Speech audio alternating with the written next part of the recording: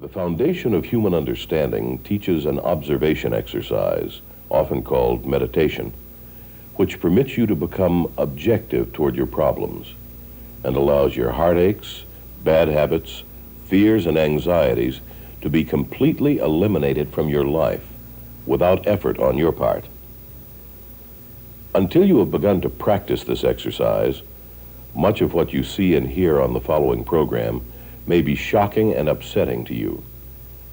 But if you will listen calmly and with an open mind, you may discover the key to the peace of mind and joy for which you've been searching all of your life. And now, from the foundation of human understanding, here is Roy Masters. Hello, welcome once again to the program How to Control Your Emotions. And I was just kibitzing with the audience here this evening about the mysteries of life and how I thought Jesus was when he was here. He still is, by the way, when he's here in the flesh.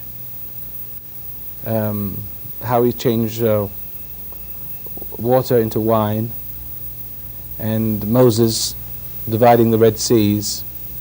And I marvel at the mystery and the magic that's gone out of religion.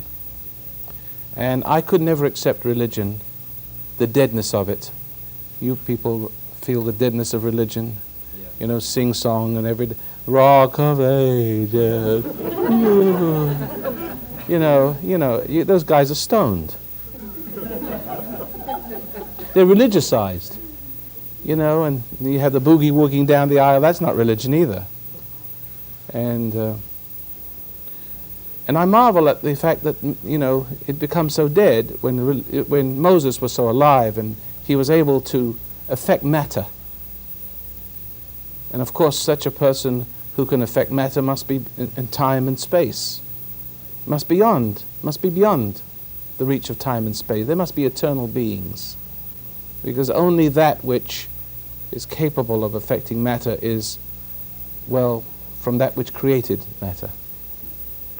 See, all of us are related to the world. We're subject to the world like animals.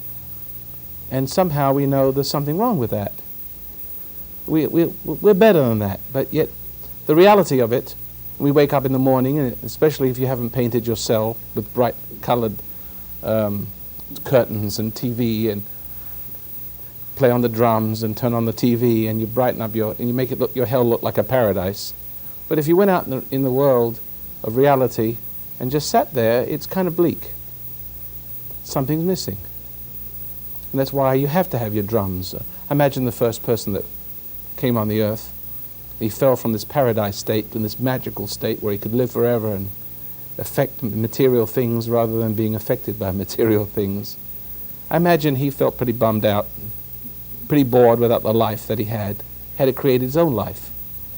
He had to interact with things. He had like kitten playing with a ball of string. He had to imagine things were lurking around the corner. Probably, otherwise he nothing would turn him on. We're creatures of our environment, but we ought not to be creatures of our environment. But we are, and we've fallen away from what is real, from a paradise state, where we could affect through our consciousness, through being the observer of the world, not subject of the world, but subject to him who created the world. We could actually magically affect things for the good and be co-creators. Not creators, we want to be creators, that's why we fall. It's called pride. And we're separated from the magic. And then we're bummed out because we thought we could be gods and we turn out to be dogs. And we haven't got any magic. And what I want to do is put the magic back into life again. And it's working for me.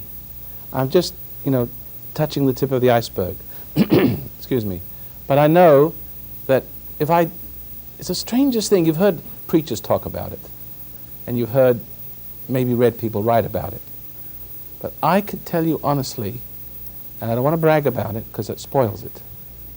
You brag about it and your ego gets in the way, excuse me, and you fall away from what it is that's doing it. You know, you brag about the fact that you're just about to make a good deal, and sure as hell it's going to fall through. Happened to you, hasn't it? See, so if things happen and you can't brag about it, that's it. You'd like to brag about it, but you know, you better not, because you can't take the credit for it, because if you take the credit for it, it's gone. And I'd like to be able to create the magic in this room, but I can't create it on call. See, I can't divide the Red Seas or turn water into wine. I may be able to turn the wine into water. That's about to say. $1 million into $1, but $1 into $1 million. You know? So there's a mystique to it. And that you cannot, on by will, create, like you've got constipation, you know, try to make something happen. Will, for effort. Turn red in the face and nothing happens. You know, Moses, he didn't decide that he wanted to divide the Red Seas. He says, God said to him, now, wave your magic wand, lift up your staff and see what I'm going to do through you. And lo and behold, he was, I guess it scared the pants off him himself.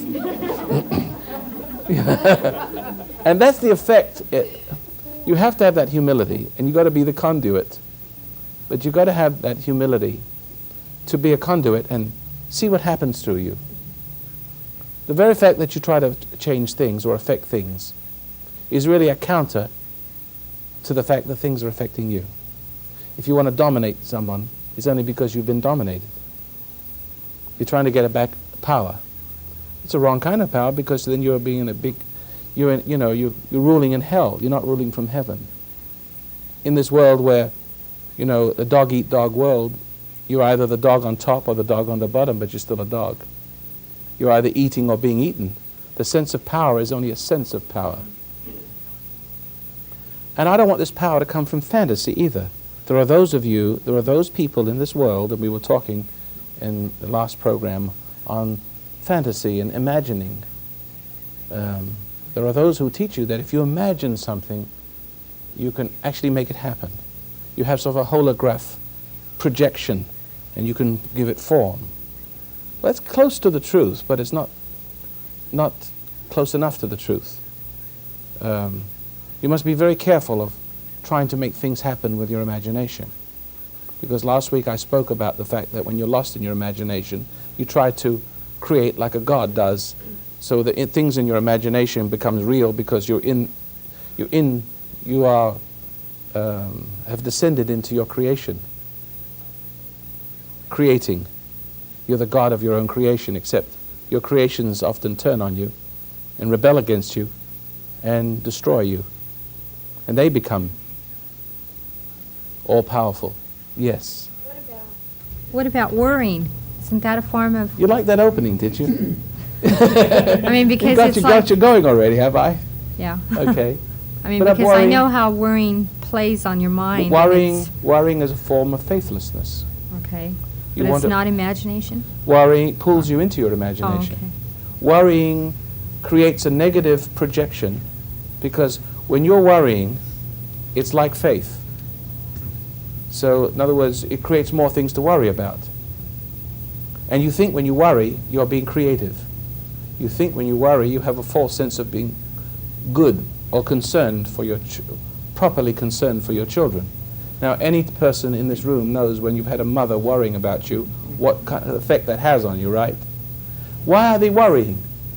If they think it's of as a goodness. What the truth of the matter is, they're escaping goodness, to be their own goodness. Because only out of worry can they invent their own goodness. See? They can escape the truth of all the mistakes they made the last time they worried. See? So they can, in other words, they can escape in the flurry of activity of their imagination. Now, this flurry of activity of the imagination is caused by the mistake they made. The projection which comes from worry. So when you make a mistake, when you worry, up comes an answer which isn't. Which is not human. It's from some other world. In other words, it's error that looks like rightness, like a right act. Or it may not be a deed, it may be just a feeling that comes from a person who worries about you. Oh, Mom, don't worry about me. You know, you get bothered, affected. you feel belittled by someone worrying. You feel the negativeness of their worry. You feel like, you feel their fears for you, and then you become paralyzed and you start making the mistakes they worry about. Behold, the thing I fear most, says Job, has come upon me.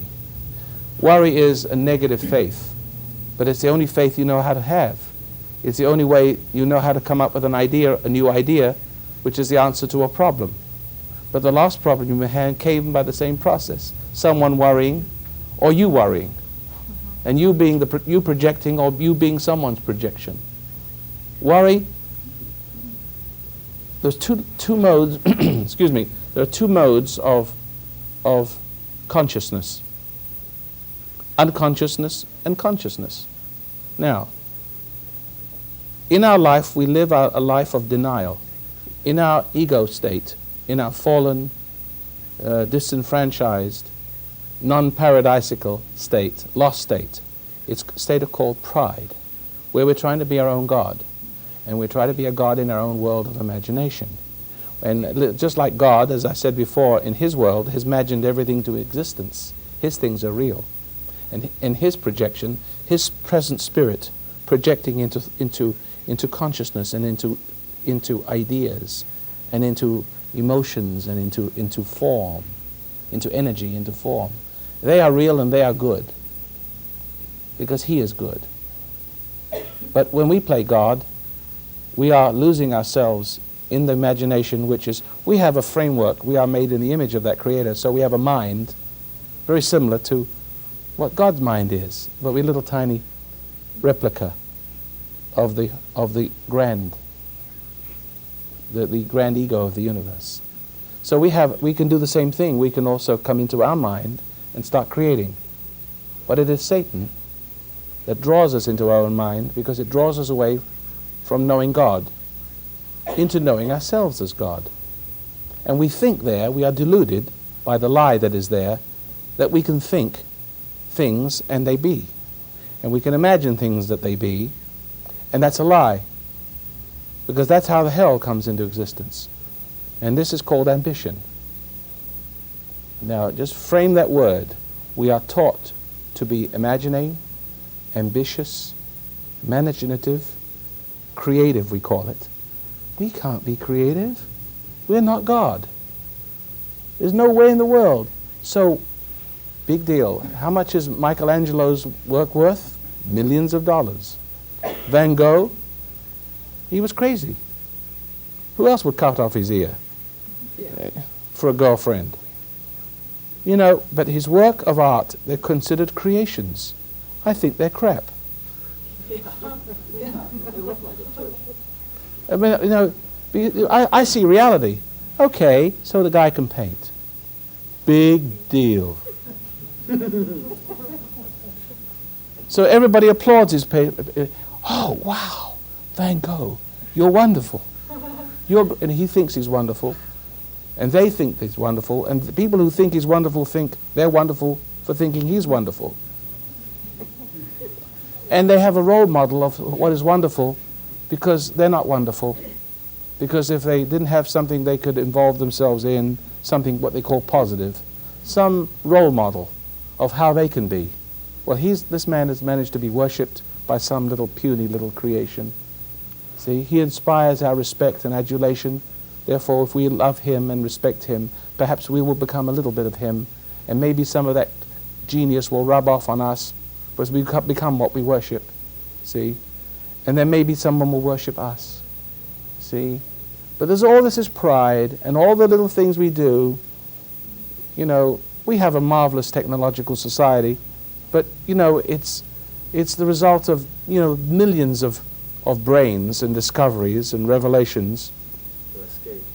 Yes, each man trying to be his own God possibly, but there's also creative people out there, co-creative people out there who've just really discovered things, excuse me, and advanced the civilization to its present state. But remember, the cleverness is only a very small, tiny part. After all, I got a microphone here. It probably took 500 men 3 lifetimes, to perfect this. So one person got an idea, another person built on it, and so on and so forth until. But really, our genius is, Edison started with a light bulb or whatever it was, And now we've got some pretty remarkable forms of light that we're using, lasers and things like that. But you know, each one of us is only capable of, even in our material creation, of very small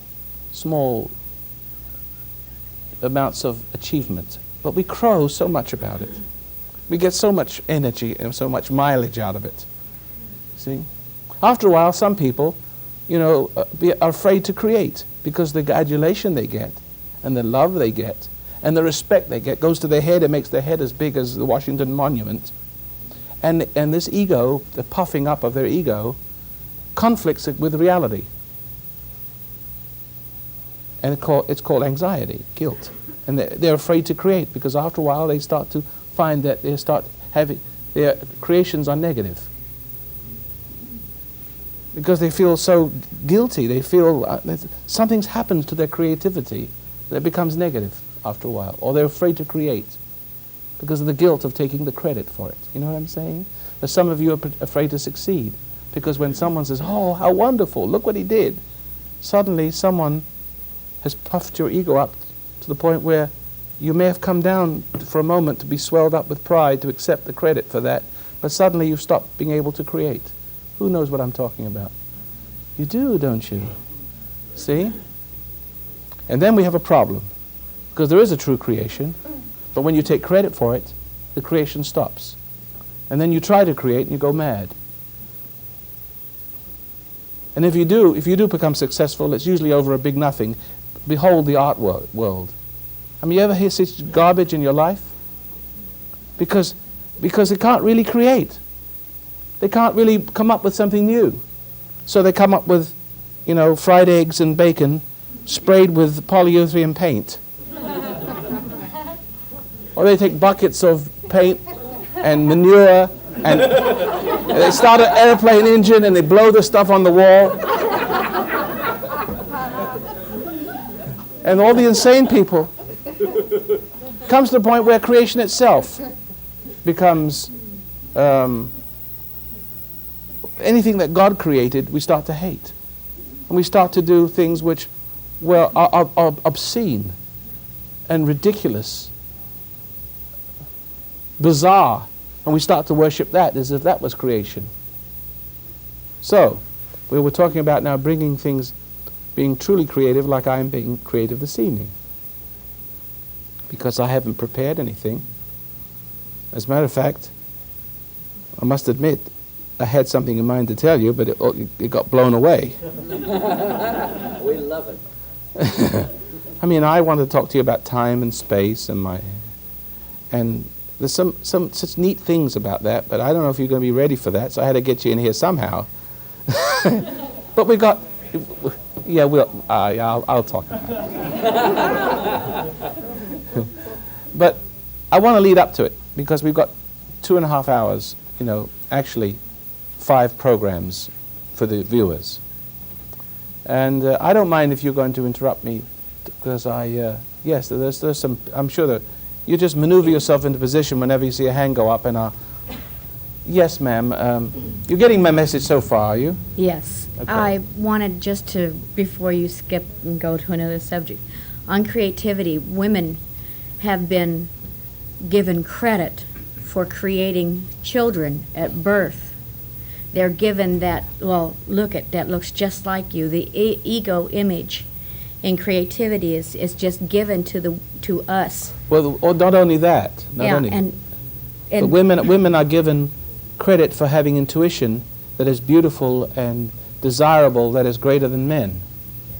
And it isn't the case. And men give deference, they give homage to women. Women think that women have this intuitive insight, this motherly instinct that they look up towards and worship, which is the most dangerous relationship a man could have with a woman. God help you if you look at your wife as if she was some kind of seer, you know. Am I right, ladies? You don't want to be looked up that way and be the source of information and direction to your husbands. You'd rather it be the other way around, wouldn't you? If you're married, that is. But if you're not married, you see, if you're married, a good woman who loves God, who is not egotistical, can see by his light. And she can see by his light that this man has this light. So she hitches his wagon, her wagon, to his star, and she becomes a helpmate, not a playmate. A helpmate, not a deceiver and a betrayer, not supportive of what is wrong, which most women who play that role do, but a helpmate to achieve, to help man achieve what God has in mind for him, which he doesn't understand himself. She can only see his goodness, his fairness, his justice, his strength when tested. Is not found wanting. Then something in her rises to the occasion of seeing that and joins with him, joins forces with him, so that the kingdom of heaven is implemented. You know, God in Christ, Christ in man, man through the woman, and of course spreading this consciousness to the children. But the way it is right now, everything's reversed. Man is a fallen being, prideful, fallen from the Creator. Now he thinks he's something he's not. Now there's something in a woman that teaches her to give in to her dark side. Her dark, ladies, do you understand what I'm saying? There's something that talks to you inside. It's a guile, spirit in there, that teaches you to give into your dark side, to be morbid, and then encourage men to be selfish and give into their dark side, so that spirit will have power over all of you. Is that right? Yeah. What I wanted to say was No. that the creativity factor also is a misleading force in our life, because then we have these inalienable rights to be God over our children. Oh, yeah. And that there is the most destructive power that we're given, and we're not even Destructive aware that this power is working Ladies, do you through understand us. what this lady is saying? See? In other words, by default, man has given the power from his spirit to the woman's spirit. And the woman, and it gives the idea of the woman, she has intuition and knowing more than the man, and love greater than God. And she, is that right? Yes, and It's that, called the liberal. If you find them as politicians, they're called liberals. I'm an extra liberal. Ex-liberal. Thank Yes. you. Thank you. But in that realm, the more children we have, the larger our universe expands. Yes. And the more problems we tend to create through the child to keep the universe functioning in chaos, to surround us and constantly needing our Looking to worship you for us. answers. Yeah, to worship. Which you worry into existence. Yes.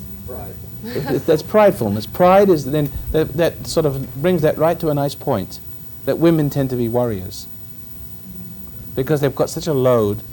The whole world is clamoring, the whole little universe that they've created, see, and destroyed, to look to her for answers.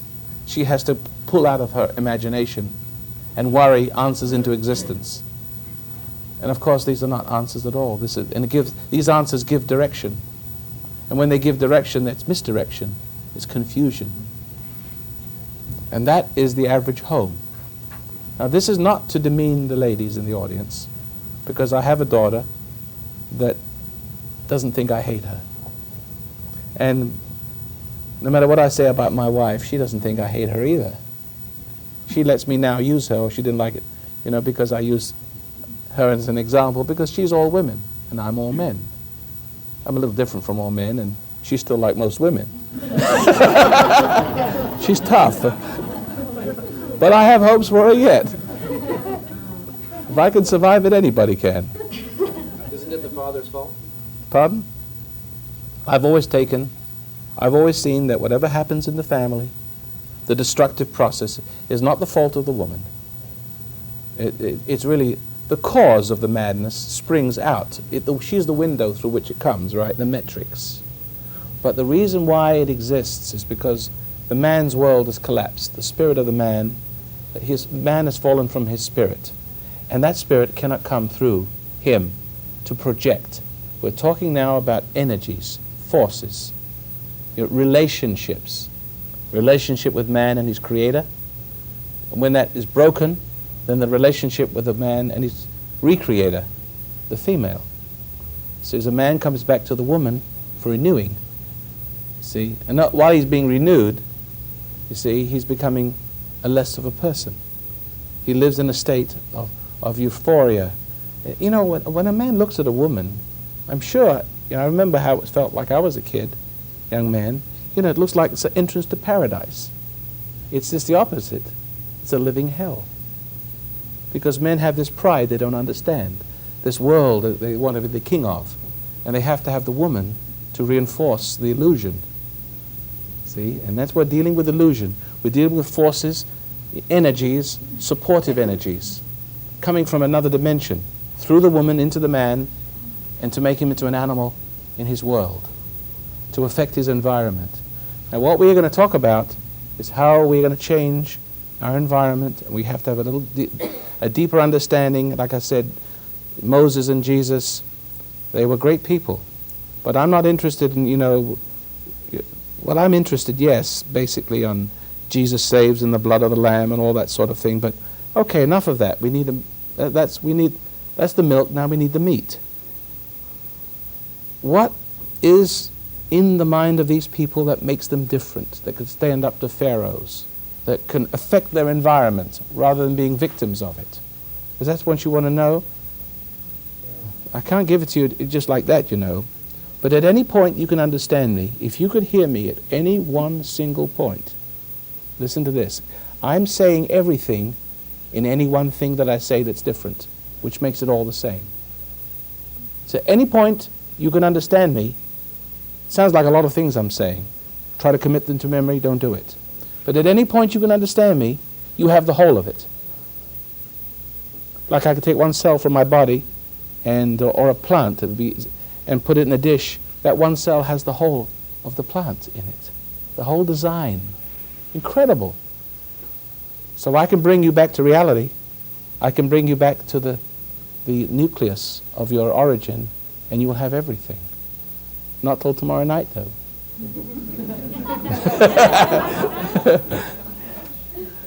Okay. Ladies and gentlemen, if you're enjoying the program, we're teaching a meditation process. If you would like to get a copy of this, there's 3 cassettes in a book. The announcer will give you the information. If you don't have the money, we'll give it to you for whatever you can afford. That's been the policy for 27 years, and we'll join you in our next program. Part 2 is next.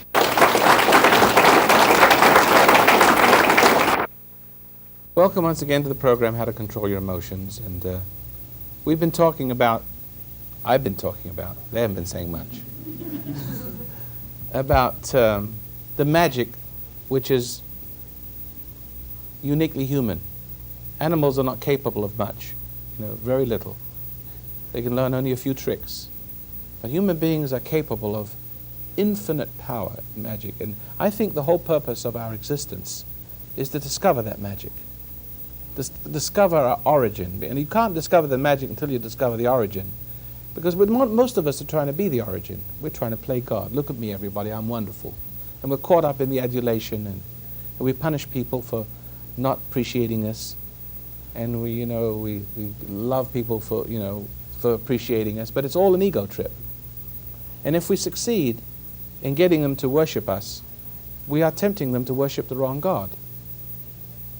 And they're falling away from God themselves. And we are projecting a little bit of our hell into them, our identity into them. Because they become what they worship. So they can be nothing except by worshiping somebody and then being in a position to get others to worship them. Naturally, they're going to want others to worship. If you get beaten up, you're going to turn around and want to start to beat up. You take on the identity.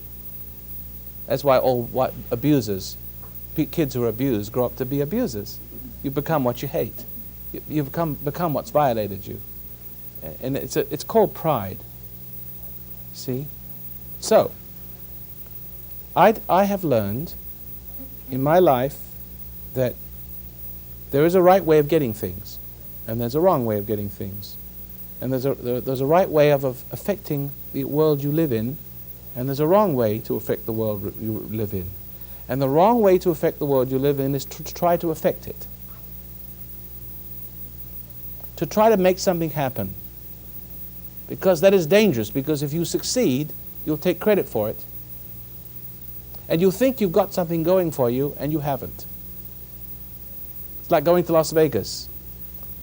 You win, you think, wow, and you're hooked. Then you lose, then you try to find that winning magic. And you may win again. Wow, I knew I had it in there somewhere. And then you lose again, you get bummed out. Something says you don't have it. Well, you're not going to let anybody make you say that tell you that you don't have it. You're going to prove that you do have it. And so you put it by putting large sums. You prove your confidence by putting large sums, and you feel the excitement, and you feel by getting excited that you can affect the outcome of a dice. You think by being excited you affect the outcome of your children's lives. You can. You make them worse. Because then you affect them, and if you can affect them, so can anybody else. I have brought up children not to be affected by me or anybody else. You try to affect my kids, and you think you hit a brick wall. God help you, you try to mess with Mark. And he's only 22. I can't imagine what he's going to be when he's 42. If I had that start, I don't know, I think I'll be floating in space by now. I'm just beginning, see? I'm just beginning to understand. It's a good thing I am, because, you know, if I knew any much more, maybe I wouldn't be able to talk to you. So that would be terrible. So I'm blessed with this little amount, and it's enough. It's enough because. Let me get back to the point. All of you are creatures of your environment. All of you are, and you should not be. The Bible says man is first of spirit, first of nature. The devil made me say that. Man is first of nature, then of spirit. It also said man was first of spirit, then of nature, because when man fell, he fell to his nature. His nature evolved subject to that which traumatized him, to be affected by nature. You're all creatures of environment, and you are affected by unseen currents, emotional ones, cruelty, seduction, people appealing to your ego, your pride, loving you, extolling your virtues. Oh, isn't he wonderful? Isn't she beautiful? See? Isn't he clever? Or just the opposite, degrading you. Some people degrading you to force you to be great. You'll be a garbage collector if you don't, get good grades at school. So some people are motivated by the insecurity, the stigma of being a garbage collector. There's nothing wrong with being a garbage collector, basically. But the point is they're motivated by fear, by insecurity to become ambitious. And we all are ambitious, and we're taught to be ambitious, and we're tricked into being ambitious. So you hated being poor. So you were poor. How many people were born poor? Most of you. Many of you come into a poor environment. And you hated poverty. You couldn't have bicycles like the kids down the street who lorded it over you and made you feel envious and inferior. See, and you couldn't have the food that your dad came home drunk every night, and you hated poverty. So, but I was also born poor. And the difference was, although I had a little bit of that rubbing off of me, I had enough awareness to know eventually to see what it was.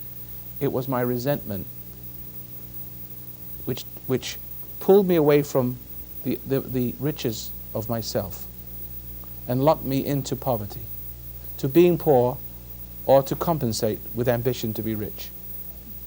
Who understands that? Now, had you not been resentful, let's say it is poverty we're dealing with. Well, it's true with education. You feel inferior, so you get an education. But had you not been resentful, you're going to be a garbage collector. You stupid idiot. You'll never be anything. See? Or, my son's a genius. But then again, it pulls you, if you come down to accept that idea that you're a genius, and there comes the ego into you, and then it conflicts with the divine ego, and you begin to feel inferior. You feel unworthy of compliments, yet dependent on them. You can't be anything with it, but you can't be anything without it. You become worse with it, because you need that lie in order to be anything. But when you act in a way to receive the praise and the lies that you need, that you know inside are lies, it only separates you further from reality to be your own God with great guilt. Makes you afraid of accomplishing.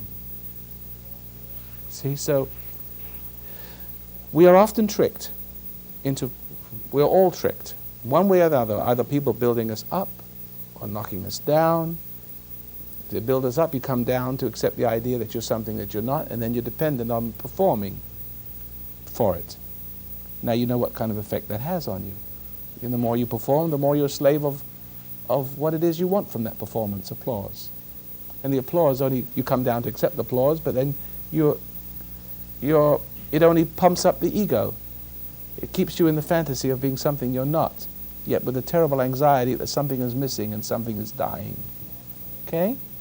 Now, or you feel insecure because you lived in poverty and people knocked you down, and this insecurity drives you to be ambitious.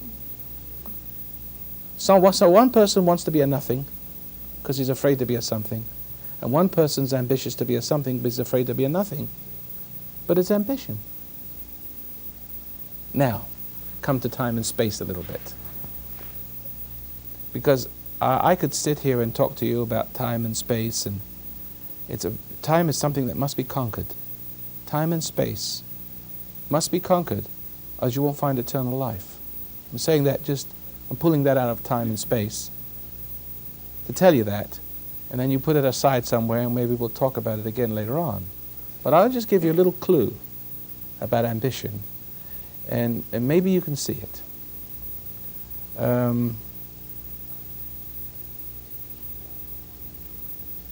In the beginning,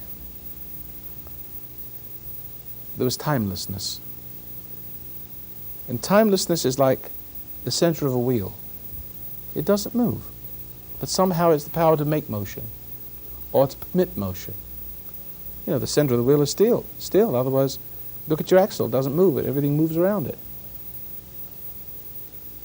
This eye of a hurricane, it's still a calm center. Cyclone, tornado, it's still in the center, but you move away from the center and you have force. Timelessness beget time, like the eye of a hurricane. Swirling out of the nothing comes everything that everything is made of. And time is the flux. Time is a flux, but time is the first law of nature, because it comes from timelessness, which is beyond nature. Now, we shouldn't be subject to time, but we should be subject to time, that which made time. Somewhere within us there's a timelessness. Somewhere within the universe, within ourselves, there's stillness. And we have to find this stillness from which came time to become subject to that stillness. Him who created time and everything, time, light, matter, space. We have to find that because that is what we've fallen from, to be God. And we have to find that in the stillness. We have to realize we're not God and repent of being God, because if we can't repent, we can't change, and He can't flow through us. He who created time and space from the very beginning cannot now we cannot be His co-creator. We cannot be recreated, reborn, and to be eternal beings, where time is subject to us, because we're subject to Him that created time. But in falling away from Him who created time, we became subject to time and space and change and decay. And therefore we're not affecting the universe for the good, although we're struggling to try and to counter-effect its effect on us. And we're struggling in the sea of time, moving away from our struggle, like a person sinking in a swamp. You dream you're sinking in a swamp sometimes. How many people dream they sink in a swamp? Anybody feel like they're drowning, sinking? That's it. Now, from the beginning came time, from timelessness, and time is the wind of the Spirit. See, creating. And everything in this universe is everything else. Einstein made one mistake. Listen to me, downgrading Einstein. He missed a dimension. Light, matter, time, space, light, matter being interchangeable. I say they're all interchangeable because he forgot timelessness. And he forgot that time came out of timelessness. It's a movement. It's a motion. It's an energy of some kind you can't measure. But you know it's passing you by. You feel the grind against your soul, right? And you feel yourself caught up in floating into it, away from something, right? Dying. And I'm going to come to the reason why you are dying. But out of timelessness came time, and time moving faster as it moved away from the center to the periphery, gathered great momentum and suddenly congealed into light. And light, pressured by the motion from the motionless center, became matter. And matter hung in space, and space, time moved past, because matter is heavier than space. And so therefore space is endless, because space is, well, let's see, space is where time would have been if it was time. In other words, let's imagine a boat on the ocean, on the stream, anchored, a piece of paper floating by the boat. You cut the anchor, now the boat catches up with the speed of the stream, which is time. But it can never catch up with a piece of paper. So the space, time flows on. So space is where, the boat would have been. See? And where it is. But it's always moving faster than the boat, the stream is, so it can never, time is endless. You can chase it till kingdom come, and it never will. It's endless. There's no end to it, as far as we're concerned. But if you put the motor on the boat, speed up the time, speed up the boat, catch up the time, what happens to space? You're catching up to where you would have been, and then there's no time, because you're catching up to its motion. But then matter disintegrates. It becomes a long stream of energy and then light, and matter is no more, because it cannot exist in that space without space to exist in. That's the peculiarity of matter. So, but there's no time there. As the faster you go, the slower time becomes, until there isn't any more. But that's still not timelessness. There's just no time for that object. See? Now why have I said this? I don't know. But you've understood it. But I don't know what I said. No. Why have I said that? Because of ambition. I sit here, and I'm here. But the minute I said I'm going to walk over to that prop man over there, Mike, it's a distance, 10 yards. The minute I say I'm going to walk over there, time exists, space exists, and distance exists. It wouldn't have existed had I said I'm not going to go. I'm going to New York. So I start walking to New York, and I feel time now. If I had not said I had not gone to New York, I wouldn't have felt, I just sat still in my room if I was not ambitious, and I would have felt that I was here already.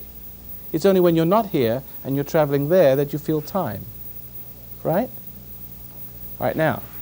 So, I have learned that when I drive down the highway, a strange thing happens to me. It happened a long time ago, and I didn't know what it was. I felt like the highway was driving down me. I felt I was perfectly still, and I'm in one of those amusement parlors, and the road is coming towards you, and you're still. And the truth of the matter is, when you find your center, you start to notice that you're outside time and space. And that these hands of yours are on a steering wheel, but they're not your hands, but you're looking through your eyes with your eyes. And that, you're driving down the highway, and you get the odd feeling sometimes, when you're objective outside time and space, that even Einstein said it's not wrong for you to say that New York is coming to you. It's not wrong, and if you understand his theory, you'll see that if you go out into space and you shoot out into space, it's not wrong, because he said everything's relative. Out in space, you could say the universe was coming to you and you were perfectly still. Or you could say you're going towards the star, or the star is coming towards you. Two things moving towards each other in space, no relativity. Okay? But you could say one is still. You know what it's like in space. You've seen it on the movies. Everything is still. You don't feel like you're moving at all. All of a sudden, something goes shh. But the other guy thinks you're doing that. See? Depends on your viewpoint, right? You could say that. But more so, you could say the Earth is going around the sun. But you could say the sun is going around the Earth, and it'd both be true. From a physical point of view, the Earth is going around the sun from a scientific viewpoint of view, but from a metaphysical point of view, there's a paradox. If you're the center and you're driving down the road, but the road is driving, and you found your center, the whole universe revolves around you. Take a ball, okay? Where's the center of the ball? Put your finger any place and it will be it. Correct? Who could say that wasn't the center? But anybody, some other person can also be the center too, for them. But truthfully, everybody discovers that center has discovered the same, and that's as far as I could take my analogy. The same Father, the same origin within oneself. You could be any place in the universe and yet be centered in the same place, because that's what God is omnipresent, omniscient. He's everywhere at the same time. He's where you are if you'll find him. You see what I'm saying? Now, but this cannot happen if you're ambitious, because the minute you say, I want to make $1 million, and you set a goal, you see your own ego trying to fulfill its pridefulness to say, you see how clever I am? You drive around in your Mercedes or whatever it is, and you have a lot of pride in achieving this. You're moving towards this, and you're moving away from where it could be, where all things could happen through you, if you're already there. You have to know that you're already there. It's only a matter of patience, not impatience. See? Not setting goals, and seeking the purpose for which God had created you, and say, okay, what do you want from me? So, okay, you want me to work by the sweat of my brow? Fine, I will, and do it with a good spirit. If you're a cleaning lady, make a ballerina out of it. See? And then you'll find that time passes quickly. As a matter of fact, if you're living right, you don't feel time. But if you're living wrong, you either feel like it's a grind and you want to have an amusement to pass the time because it's painful, or you don't have enough time to achieve your goals. And when you get there, it's a failure, or if it's a success, but a success is failure too, because you've moved away from reality. You've been attracted away from reality, and you've become part of the thing that has tempted you. You don't own it, it owns you. You never own anything. It owns you when it tempts you to move toward it, because you're moving away from the very spirit that could protect you from whatever it is behind the object that's teasing you. Who understands that? Good. Hear that? So, they're lying to you. My friends, they're lying to you when they say you should set goals. Because I have everything in my life, and I'm where I'm sitting right here because I didn't set a goal. I didn't know I was going to sit here. I knew I had some purpose, all right? I didn't know what it was. So all I didn't know how I knew this. As a matter of fact, it's hard to articulate. And it seems to be coming across now to me to express to you. But I had this because I had the kernel, the nucleus of that spirit which knows things without knowing why it knows, without having to intellectualize everything. It's a happening. I have a relationship with my Father. Not as a higher relationship as the Father that Jesus had, or Moses, but nevertheless a relationship. And everything in this world is relationships. Your relationship with your Creator determines, or lack of one, determines your relationship with your wife, with people, places, things, objects. Do you become a slave? Do you own them, or do they own you? Do you have a positive influence on your family? Or do they have a negative influence on you? See? Are you moving away from reality, trying to be a reality? Setting up a wrong relationship? Setting up wrong waves in the world? Being infected by wrong energies? Forces you cannot see because you've lost the illumination to see with? I've done all the talking this evening, haven't I? I shouldn't have done it. But anyway, my producer's going to spank me afterwards. But you see the point. These points have to be made. You do not set goals, but live every moment wisely. Even when you're eating food. Simple, like eating food or spending money. Is spending your money, or is your money spending you? See? When you're eating food, why do you eat something you're not supposed to eat? Why? You know, I shouldn't eat it, but here goes. So delicious. Heavenly. Why do you do that? It's as simple as that. Why is that? Because whenever you do something that you know is wrong, So you know it's what's right, but you don't listen to it. You do what makes you feel good, God. See, it makes you feel heavenly. The devil's food cake becomes an angel's food cake, see? See? It doesn't make you feel like a devil, it makes you feel like an angel. It's the devil that made you feel like the angel, see? So, but you're doing what you know is wrong.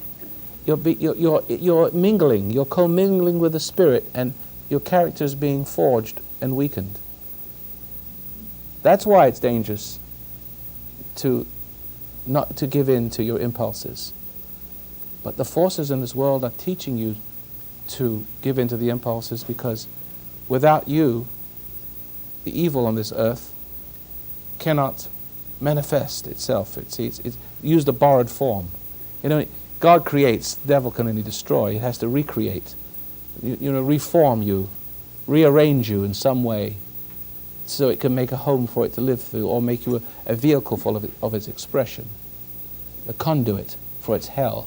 And you're experiencing all that, and that's all because of, and all of these things are being taught in the churches, and positive thinking, and glorified. The relationships that exist between men and women is all glorified. Creativity is being taught in cockamamie ways. See, and because the wrong people, the bats have got in the belfry, and I'm telling you, it's all lies. Do you believe me? Do you? Good. Because when you believe me, you can start doubting the insanity of the world, and work quietly and diligently, and save your money, and save your essence, save your energies. Don't commingle with the wrong kinds of people, and don't give even a nickel when you turn it over, and don't spend it. You go into a store to buy a shirt, maybe you don't need one. Learn to conserve. Learn to go without, not because you're some saint denying yourself, not that, but just be wise, and you get rewarded by the Spirit to be wiser, and you to resist temptation more so. So that eventually you become the child of that light, and you start to receive powers, not for several years. Don't think you're going to get, that you do what I tell you, that you don't, you go to a store and you don't buy a candy bar, that you think you can walk on water tomorrow morning. It has to form. You've got to be patient and know that that's the future for you. But meanwhile, you get marvelous benefits of being a happy person. You won't live in hell. Your children will start to respect you. Things start to go easier for you because they see you start to flow into them, and they start to flow into you respectfully without will or force. Tomorrow we'll continue with a similar subject, and I won't talk as much tomorrow. And the producer's doing this. He says, send money. Otherwise we can't. We need your flow. God doesn't make money up there. The Treasury makes it. You earn it, and we need it to pay the bills. So please support the program. If you don't, this unique program won't be on the air. If you feel like you're enlightened and lifted by it, do it for yourself and do it for others yet to experience this kind of thing. The material is available. Please stay tuned. How to get this identity in this relationship is available, and the announcer will give you the information, and we'll talk to you tomorrow night. Welcome once again to the program, How to Control Your Emotions. And just a recap from our last discussion, I was talking about ambition. When you set a goal, you move away from yourself, and then you become a slave of the thing that has beckoned you to fall to it. And an unhealthy relationship exists between you and objects, people, places, and things, especially those people who support you in your ambitions and goals. So everything really is relationships, relatives. If you have a good relationship with God, whoever that is. See, most of us don't know where to find God, but the very fact that we have not found Him alters our relationships with people, places, and things. So instead of we, you, me, and Daddy, Big Daddy, affecting the world creatively, creating a kingdom of heaven, that relationship being non-existent, it's like the earth, the moon going around the earth, and held by its gravitational pull. Can never get free. The moon has a relationship with the earth, and it affects the tides and the mating of the fishes and God knows what. It can never be free. It has a relationship. But if another heavenly body would sweep by that moon with a stronger gravitational pull, then off goes the moon into that orbit, and bingo, the earth has no moon. Now the moon is now trailing behind this other object. Now that's a relationship. Now one has been robbed and violated, and it's the same thing with your own life. We have a heavenly something that created us, and we are orbiting, in the manner of speaking. Up pops an imposter with some power, an earthy power, and pulls us away into a relationship with it. So we're cut off from it, our power to deal with it. I've often said you can rebel against God, but you can't free yourself from the devil, no matter how much you fight. Now you're on this earth, and you're struggling with the fact that it affects you. People affect you. People who know how to, in whom the original nucleus dwells, the original temptation. They are a master of the arts of revolving you, being the center of your orbit, and living through you. Because there's a connection there, a relationship, and they're the center of that relationship, and you're focused in on them. You're focused in on teacher, the teacher can put things into your mind. If you don't pay attention, they cannot. I want to defocus you. You're focused in. The kingdom of hell is pouring into your mind, and you're acting it out, and you can't help yourself. You can't stop yourself. Everything is bad luck for you, even good luck. God help you if you wish for things and you get it. You won't be happy with it. You know it, don't you? Now, that is a capping of our last discussion. Who has comments, inquiries? Who wishes for me to continue a line of thought? Okay. I'm glad we have some hands going up, because my producer hates me for me to sit here and be a talking head. Yes, I was wondering, you said in your last show about giving up goals, and I've spent the last couple of years going to night school just for that very reason. I don't know how to. I felt if I didn't do it, I wouldn't exist. I didn't say you couldn't be an engineer, because being an engineer could be what you're interested in. That is what is revealed to you to be interested in, for you to do it hand now. Just keep being interested in doing it what's hand now, it becomes something else. But don't set goals. Don't exceed your grasp. Try to understand the meaning of what I'm saying without me sort of falling over my own words. Don't let your reach exceed your grasp, because you're going to fall. Just do how I've done mine through life is just do what I love to do. I don't do what I loathe to do. And when I was in school, you couldn't make me do anything I didn't want to do. You couldn't make me learn, you couldn't make me study, because I wouldn't go around that orbit. I wouldn't orbit around somebody else's will. I felt it as a violation of my soul. I felt religion was the same thing. When I went to synagogue, I laughed my head off. I went to synagogue for laughs, because I couldn't believe that grown-up men thought that muttering under their breath was worship.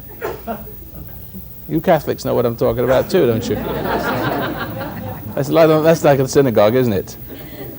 So it's all of it. They don't understand what worship is. So no, if you're centered, and you like Jesus said, he said, seek first the kingdom of God, and it's within you. He said where it was. Be still and know it, that I am God and you are not. See? And then you'll know my purpose. Seek first that which is me, my purpose on earth. See? Seek to know me, and then all other things will come about. But you seek the things to come about first. Because then if you can make them come about, you can crow about it as if you were God. Now, I'm saying just do what is just natural for you to do. Do what you love. Don't let anybody stop you. People hate that bright-eyed and bushy-tailed little kid running through the grass, free, carefree. They hate that. They've been robbed of that themselves. Don't let those old crusty swine ruin your life. See? What I'm hearing you say is that as long as it's in the proper perspective, Yeah. that And you will know that. yeah, so you already know that's in the proper perspective, then it's okay to pursue a goal. Look, I was interested in hypnotism when I was a young fellow. Everybody says, look at Roy Master's hypnotism. You know, well, can you hypnotize me? I said, when are you going to wake up? Already hypnotized.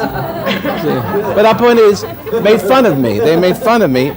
But I kept ahead being interested in it because I thought it was good. Mathematics wasn't interesting to me. A lot of other things weren't interesting to me. But that was, so I did it. And I did it that led to something else. And I did the something else that led to something else. So and each one led to its own discovery, its own chain of events, which is unfolding from within and not any deciding I'm going to be a doctor. See? I'm not going to be anything. I'm just going to be whatever the spirit within me shows me what to be interested in. It also shows me what to remember.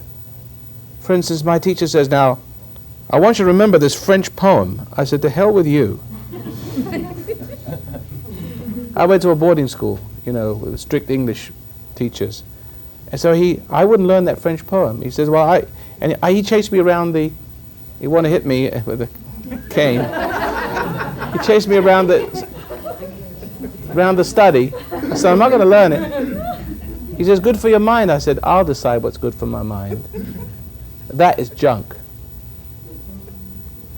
See, you let your children decide, because what is in the child is more than is in the teacher, wants to impart to the child. The teacher should draw out from the child. That's what education is, educare. It means to bring forth from within, not to slap on like a coat of paint. So follow and encourage your children to follow the natural flow of things, because it's from God and leads to God and leads to heavenly results, happiness, the kingdom of heaven on earth. The system you're born into is totally corrupt and bankrupt. Okay? Roy, I had a question for you. My question is this. You're so tall you can sit down. All right. When Lucifer first manifests himself... I don't know anything about those things. Well, maybe we're getting out of our depth here, but not too metaphysical, I hope. When Satan polarized against God and decided that he wanted to take things his way, was that his failing and his falling to the... Tough one. To pride, yes, it is, of pride. By the same reason why Satan fell, we also fall to Satan. He's also pride, and he encourages us to be prideful. As I said before with women, I said all women have something in them that makes them give in to it. It's called a spirit of doubt. And that women tend to be very negative and confusing. Ladies, I'm sorry, I don't mean to be rude, but then that quality in a woman's spirit is very supportive of the same quality in a man. She encourages a man to give in to his flesh. And she awakens the flesh in him to give into. And they both give in to Satan. And he makes a home through the woman into the man, and the children get it. There's a wrong order, hierarchy of things. And that system has been carefully preserved on this earth, and that's why there's wars and sickness and disease. There should be, by all means, when I was a little boy, you know, I saw people coming in out of the fog and going out of the fog and into the fog, out of my home window. And I could see that something's wrong. That's what life. People come out of the fog and into the fog, and that's their life. It was very, very traumatic for me, because suddenly I got to realize this is what life is all about. You come out into life, you're born and you die, and you don't know. It's one big fog, meaningless. But it doesn't have to be that way. The whole system is set up because you're all victims. Somebody has to get through and say, knock it off. Right? You don't have to listen to the experts. They're all stupid. Didn't you know that when you were a kid? Don't you know that they're that way now? You know, just recently, there's the freeway shootings, right? Now, who is it? Wants to take make sure, pass new laws so no one has to can shoot guns at. Well, there's already laws for that. They're really doing something. They don't ask why are people doing that, because they don't know why, and they don't want to know why. They just want to have more power. They don't mind the wrong. If they just look for a new opportunity to take your guns away, they're going to take. We're going to make laws that everybody who carries a gun in their car is going to get 2-year sentence, mandatory. But the other guys, they forget that the people who carry the guns in their car are going to carry them in there anyway. The only people that are going to get punished are you for protecting yourself. They're insane, those people. Can't you see that they're insane? They come up with the wrong solutions. But they don't. But with the same token, if that's what they're going to do, why don't they take alcohol away from everybody? They got the power to take alcohol away from everybody because they're killing people right and left with it. Cigarettes, they don't stop you from smoking. They don't let you advertise, maybe. They even what do they call it, to subsidize those poisons. It's insane. There's something's gone wrong with the human race, you see, and we're going to have to solve our own problems. But we have to get back to the solution, because we're part of the problem. We look to human agencies for answers. And nobody on this earth, on the other side of earth, which is hell, can answer your problems. They cannot. Don't look for them. Don't look for love. Don't look for appreciation. Don't look for health. Don't look for happiness. You know, minimal. So you break your leg, so you have someone who knows a little bit what they're doing to put it back. You don't ask a carpenter to do it, unless he's Jesus. See what I mean? But there's a certain skills that people have, you acknowledge, but you know, it's a surface. Your real problems come from not having a right relationship within, and then all other relationships being wrong, and you being affected by those other wrong people, and you affecting wrong people, and the wrong people affecting you. It's one big, complicated, hopeless mess. Now, the first thing, as I said in my last program with you, is that you've got to learn, listen, you've got to learn not to be affected. That you don't, no, there's no need to affect. If you are affecting people, trying to will yourself, make things happen, is because you are a victim of other people making things happen to you. You're a victim of your environment. Means you're not subject to God. That means you are extension of some kind of hell that's living through them. A slave of it, and therefore trying hard to make them a slave, or being a king on a smaller mountain with somebody else looking up at you and responding to you. No, you have to learn the dignity of not being affected, to stand in the midst of chaos like Ollie North, unflinching. You can only do that when you don't care about what happens, you don't care about your house, you don't care about your home, you don't care what people think of you. Yes, you care about your children. That's why you're standing up, because you want them to see that you stand for something that isn't material. That material things are not more important than what you know is right in your heart. There's always an issue like that somewhere along the line where you can stand for, first in a smaller degree and then in a greater degree. I'm sure Ollie North had little things he stood up for. Then he had to stand up to the whole Congress and all the powers that be that could put him in jail and ruin his life. The media as well. And he wiped the floor with them. That's because he wasn't affected. But see how calm he was? Weren't you moved by the fact that he was calm? Weren't you inspired to see that he wasn't moved by the world around him and not intimidated? That he affected things by not being affected by people and things? That's what you were inspired by. I'm not sure I can do as good. He made me feel ashamed of the fact that I couldn't stand. You can't even stand up to a flea. Right. You even get bothered by the fleas in the carpet. Yes. You get angry with the fleas. Yes. The cat trips over you, or you trip over the cat, and it bothers you. Your whole it makes your whole day. Is that right? Yes. Now knock that off. You've got to start looking at this. The one emotion I'm talking about is resentment, because that sets you up to be pressurized. The resentment is pride, judgment, and that makes you your own God, that brings you in opposition to God, and that makes you subject to the thing that tempts you, and then you find yourself pressured by everything because the very existence in your relationship with people, places, and things, and as a fallen being, is pressure. People watching television will feel like they call up the station and say, "Get this Roy Masters off the air. You know, who is he to say this and who is he to do it?" They feel like I'm pushing my will on them. I'm not. It's because they've resented me. Suddenly they feel pressure. So they feel the pressure to do what I want them to do, and they can't even turn the radio off. They have to call the station to get me off the air.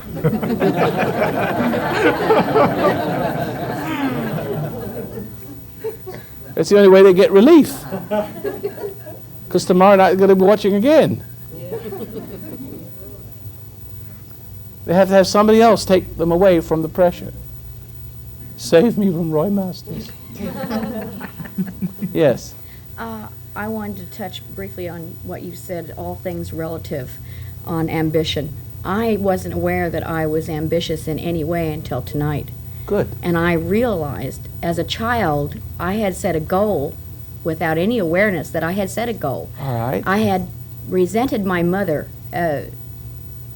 when my father would put on strike, when the company would go on strike. Right. She would cut back the food, never for herself or my dad, but for the kids. And my brother and I would sneak down the kitchen at night Steal it. and steal food. And this resentment said to me, you know, I'm never going to be without Be food. without food again. I'm going to find somebody See, that's going to that stock me with that food. decided the course of your whole life. That's didn't right. It did. And anybody else here have? Let's hear your ambitions. Let's hear. You finished with that idea? Yeah, I just wanted to say that led into my present state, that it doesn't make, it's not money, it's the food is the power. That's my riches right That's there. your riches and that's and your goal. And it doesn't make any difference what kind of food, as long as that food's there when I want to go. Are you get awake it. to that now? Does it Yeah, have I the am power? awake to it. Does it have the power as it once did now? It's lost a lot of power tonight, just through realizing where that Realization, event came. but if you allow the realization comes in, it pulls you back into an orbit and pulls you away from the power of the other orbit. You see Yeah, I that? understand that. The light's coming in. I mean, you realize that food or whatever it is has a power over you, and all of your objects of ambitions where you compensate for whatever it is that's missing. Okay? Yes. They have a tremendous force, a gravity. It's like a gravity. And you have all your will to struggle against it, and then you give it power. It seems like you give it power by trying to stop yourself. It's like driving with the brakes on, right? Now, just think of it. Something as simple as, hey, I see what sin, resentment is a sin. Resent your parents tempted you by being selfish, right? Mm-hmm. And not thoughtful. That's the other dimension coming through that make you hate secretly. And this secret resentment creating a trauma. It wasn't the hunger. It wasn't the hunger, it was a their hunger. selfishness. Insecurity. Yeah. To have more food, to be secure. To know that they were not hungry at all, and to know that I resented them for making me feel hungry. Now, can you forgive them? Yes, I can, But because they I couldn't help understand. themselves either, Yeah, because someone laid a trip on them that made them oh that yeah, way. they went through the depression. They started. Well, they went that way themselves. Yeah. Someone laid some strange trip on them, and it came out in that form to you. And this is your form. See? Anybody else have an ambition that has led them away from reality, that they were tricked into having? Anybody wants to talk about it? Yeah, here's another lady in front here. Mine has been to work myself to death. You know, and For I security? think. Yeah, it's been insecurity. For yeah. approval? Not necessarily for approval. It's like abandonment. I'm always been afraid of being abandoned. And? You know, like my mother, she did things that would cause me to, you know, not be able to cling on her. And I thought all alone, like, what am I going to do now? I'm alone, and I couldn't depend But upon you my must have mother. tempted you to cling and then rejected you. Or rejected you and then tempted you to want what you couldn't have. Yeah, well, that too. How did it come about? You have to look at do you remember was it an initial experience, or was it many little things that added up to? Well, it's been many little things. That's why it's so confusing. What kind of woman was your mother? Then just look at this quickly. Well, she was a hard-working mother. And? She did work hard, and I know she tried to do. And you work hard. Yeah, I try to work hard, and it's always like. Because there's something of your mother I in work there. harder than my husband. Let me put it that way. I work harder than him, and like he won't be making any money, and I. But where's the ambition? Well, it's because my mother. Okay, the ambition is that. See, she saw something try clearly. to go out and She saw it overdo clearly. him. You know what I mean? Oh, or to something like outdo that. him. It's like I'm trying to outdo him. I mean, because he'd turn me off because he just sits there, and watches Well, TV. that's not quite and, the same thing. That's really. and I have this inner ambition to get out there and do it. Yeah, well, that's You know, but that's not quite what we're talking about. Although I will talk about it since you brought it up. Yeah. That is this natural way of a woman to be superior and to be contemptuous of men.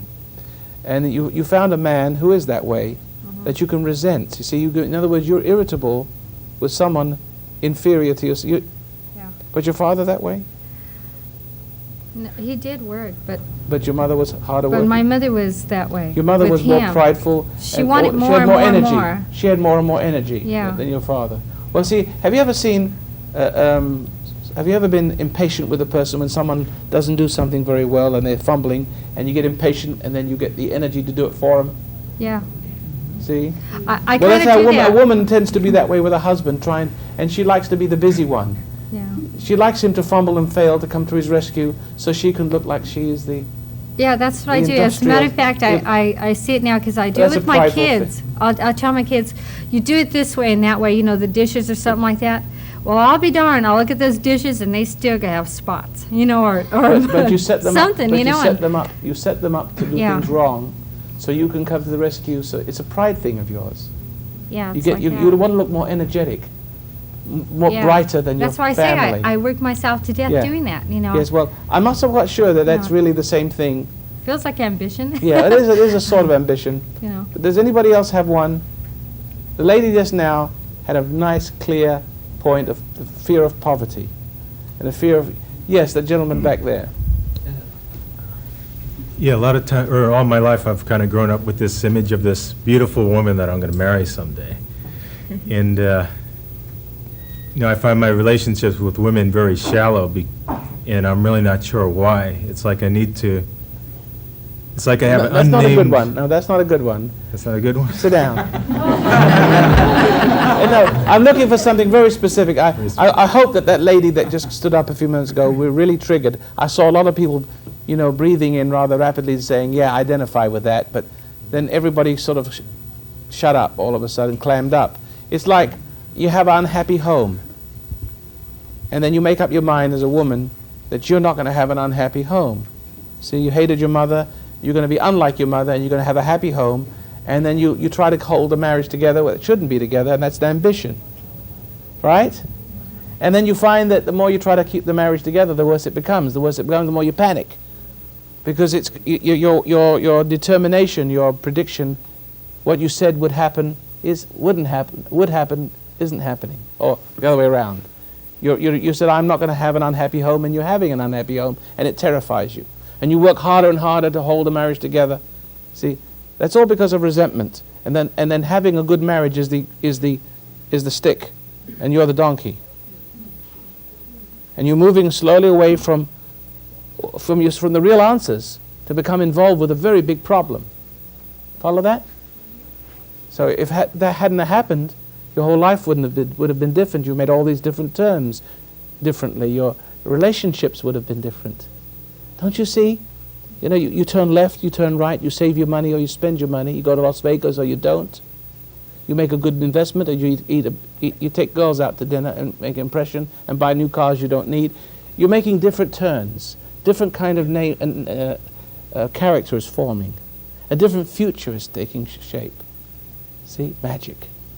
Something is flowing through. Something is entering. And then something's being closed off. Right? Well, I enjoyed it, and hope I'll get you responding a little better in our next discussion tomorrow. And you could listen to me on radio in Los Angeles, 870 on the dial, 9 o'clock in the morning, and of course every night on the station, Monday through Friday. And we need gelt. And you know what gelt is money. If we don't have the money, we can't keep the program on the air. So initially, if you just get the materials, which will be flashed on the screen in a moment, to teach you how to meditate and flow from within and not to be affected by your environment so you can affect environment. We'll join you in the next program. Part 4 is next. Welcome once again to the program How to Control Your Emotions. And just to cap off what we were talking about last time is that basically we must not be affected by things. And the evidence that you're not affected by people, places and things, not tempted in other words, is that you have found something greater than the world within you that tempts you. What is in me is greater than is in thee. And what is in thee, the power of what is greater than in me, is growing greater and stronger, affecting me not to be affected by you. And if I am not affected by you, I will affect you. Your first law is learn not to be affected by your children, your husband. And this, we must be very specific in a minute, but generally speaking, you must not respond to temptation. And you have to know in your mind of minds, in your bone of bones, what those temptations are. And if you love the truth, you won't have to give anyone give you a moral code. You'll know it in your heart. And if you don't know it, you'll experience pain. So if you don't know it from understanding, you'll learn it from pain. And pain will bring you back scurrying for the instructions. How do I get back to reality again, right? See? So there's two ways to learn it. You can either hear it in the beginning or get it in the end.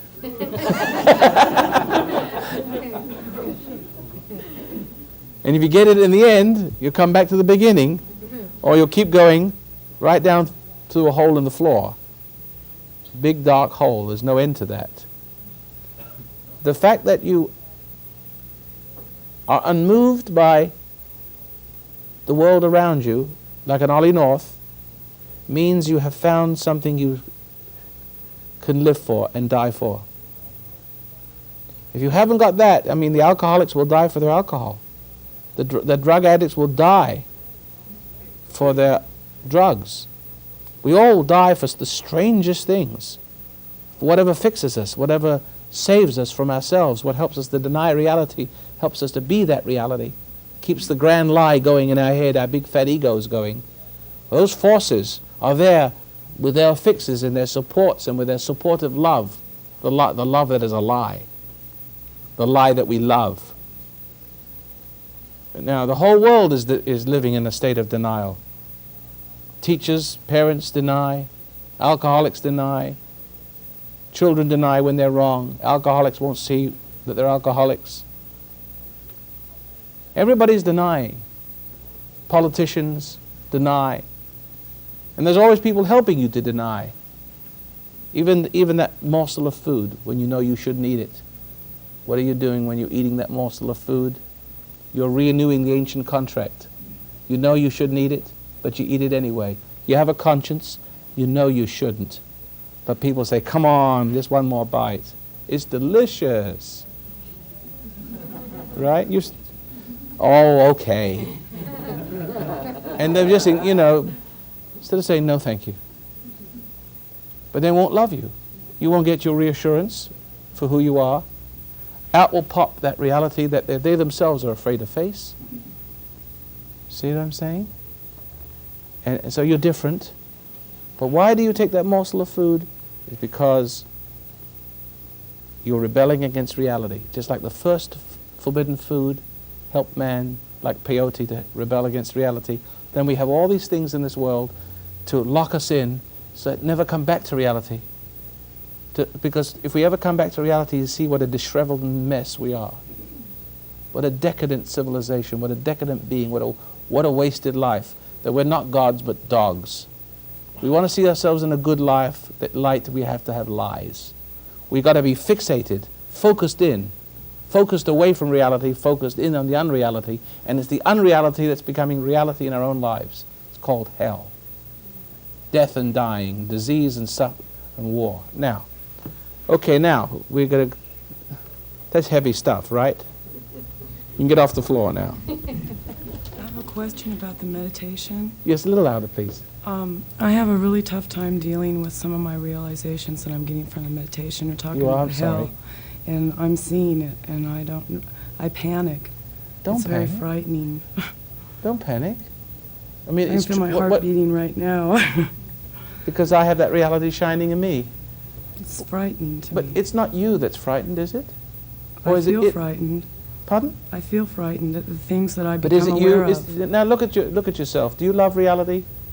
Do you aren't you Yes, I searching do. for aren't you searching for something better than what you have now? Aren't you searching for the purpose of your creation, the reason for your existence? Well, that's what you're coming to. The meditation is bringing you to that root between two worlds, the root of matter, where matter comes to a point where it just roots, where somehow you're standing somewhere poised between the world of the invisible world, the intangible world that created the tangible world, and the tangible world. And if you could come right to the roots of matter, like if you could get to the atom, the scientists are trying to, get to the smaller and smaller and smaller particles, because they figure the smaller the particle, the more they can affect everything else above it, right? It's the same with you, but in a much more real state. You have to come closer and closer down the roots where matter and time and timelessness meet, and it's a sort of a no man's land there, sort of stillness, where there can be a new creation, a new creating, and a new creature. I've been feeling that no man's land. I Don't be I worry afraid. about being able to deal with it because I feel What do you it. mean dealing with it? It's going to deal with you. You've never been able to deal with unreality, let alone reality. Just sit there and realize and feel pain and And anxiety and guilt. Just feel it. Don't run from it. You've been running from that all your life. I'm teaching you to come toward it. And if you come towards it, there's going to be great anxiety. The two anxieties you will feel. One, coming toward it, because let's give you an example. Let's say you did something naughty and you ran away from home, you stole.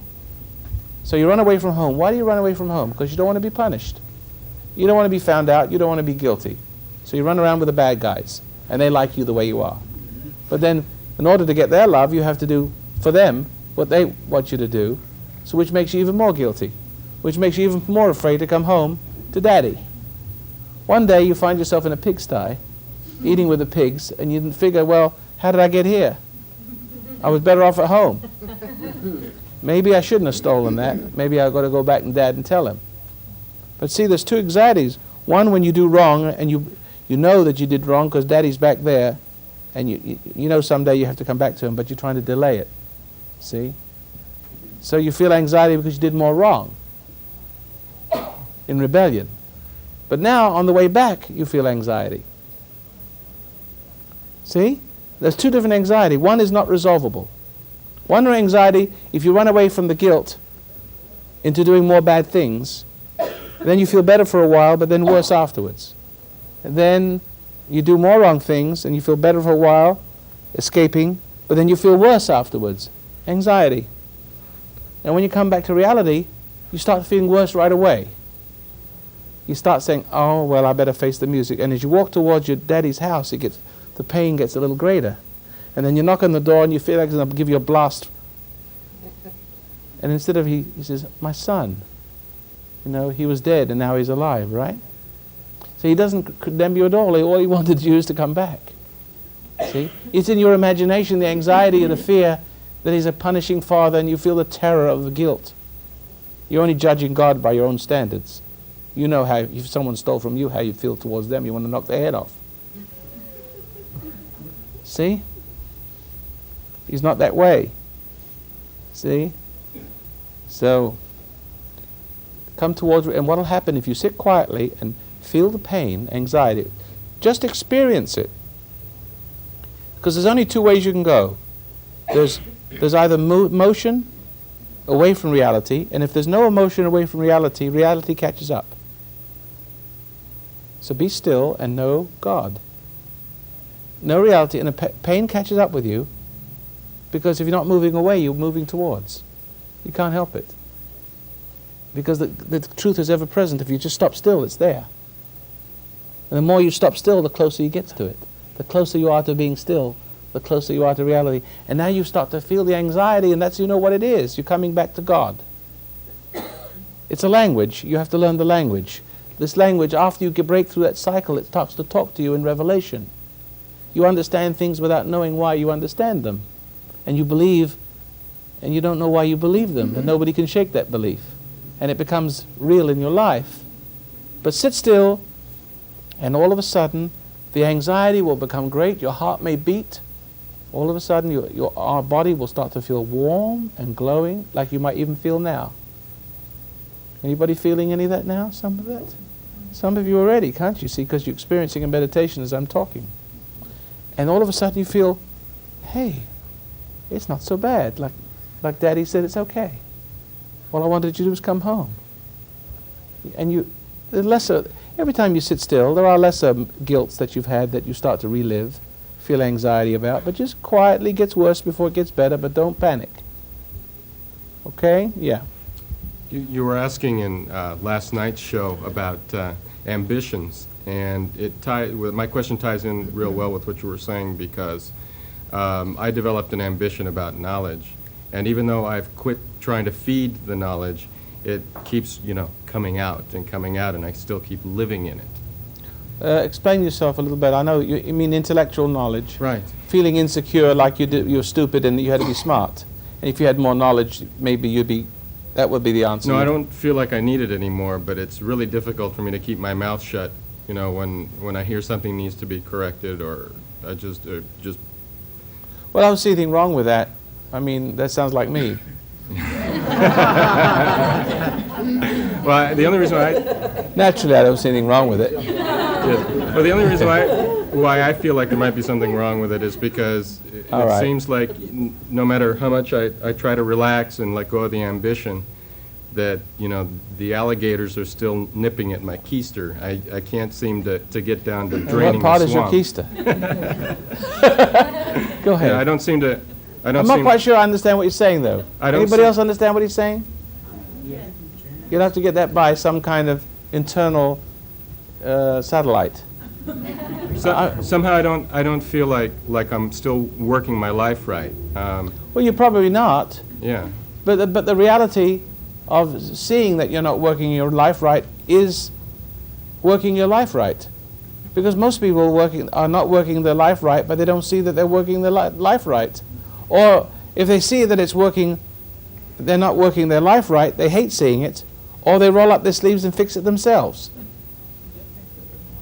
And it's a vicious cycle, because you can't make your life go right by that either. In other words, eventually, doing nothing, now you have to be careful how I say this, to interpret what I mean. The less you do, more happens. Because you're acting as a conduit for what is happening, like an electrical force. And of course, it moves you, it animates your arms and legs and your speech and your decision-making processes. But a little turn to the left, a little turn to the right, a little adjustment here with wisdom. Let's say you want to fix your TV set. So you don't know anything about it. You know the principles, the TV, in the middle of a good program you're watching. Now the television goes out, so you get a screwdriver, you take the back out, you get electric shock right away. Right? You start to fix it and you pull the tubes out, now you forget how to put it back together. Hours later, you get so mad you hit it with a hammer and smash the whole thing, go out and buy a new one. Well, the thing is, if you knew what you were doing, you may have found that it was a loose wire. A little to the right, and your life would have been so much better. You could have watched the show. And now, wouldn't it be nice if you could just see where your loose screws are? See? It's just a matter, if just adjust here, a little adjustment there, and the light of reality will show you exactly where to adjust, where to turn right and to left, and then your life gets so easy. Some people are planting the corn, when it's harvest time. They're planting the corn, but they're planting it at the wrong time. Some people are going in to buy gold when other people are rushing in to sell it. Somehow they got their timing off.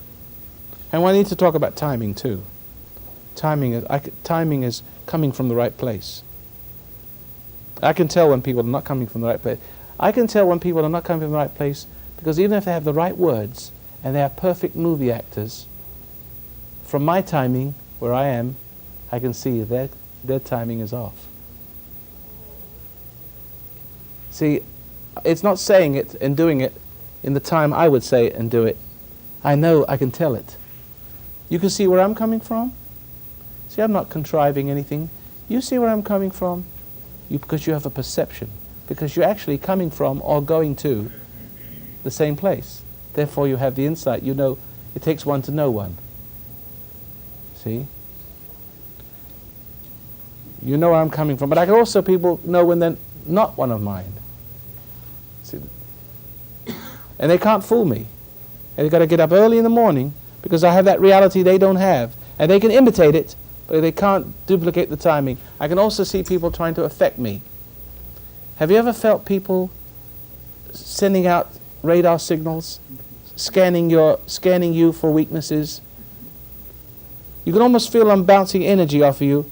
You feel little feelings sometimes in the solar plexus. And something inside you is warning that something's wrong. Now, good people don't send out feelings like that because the bad people sending out energy signals to see where there's weakness. And where there's weakness, that signal goes through and you become influenced. It finds a chink in your armor, it gets right through. But good people are not trying to influence you. You come into my office, I'm not after your money. You go into Reverend Schuler's office, guess what? Can't you see him smiling and... Can you see him? Just take one look at that face and you see where he's coming from? Now, because those guys think I'm coming from the wrong place because right is wrong to them. You know, real is phony and phony is real. We watch for it. We don't like each other very much. Okay? Yeah. I have a question. Yeah.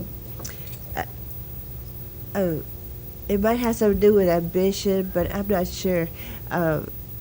First, we're supposed to seek the kingdom of righteousness. Yes. And then everything else will be added on to us. Yeah, the right way. Meaning, seek first the kingdom of the right way. The right way is to work and to listen to your conscience and to never be thrown off course by the winds and pressures and stresses and temptations of life, to hold fast to your roots until the storm goes by, and not to be dashed on the rocks or caught up in whirlwinds and whirlpools. This is very important. It does not seem to give reward right away. Maybe when you get older and when you suddenly find that you have this power, you know, when you're living in hell and you got boils and cancers and all things wrong with you, and you plug into this reality, and for the first time, you know, it sweeps over you. That's the place to be, and that's this discovery realizes itself into your and breathes life into your being.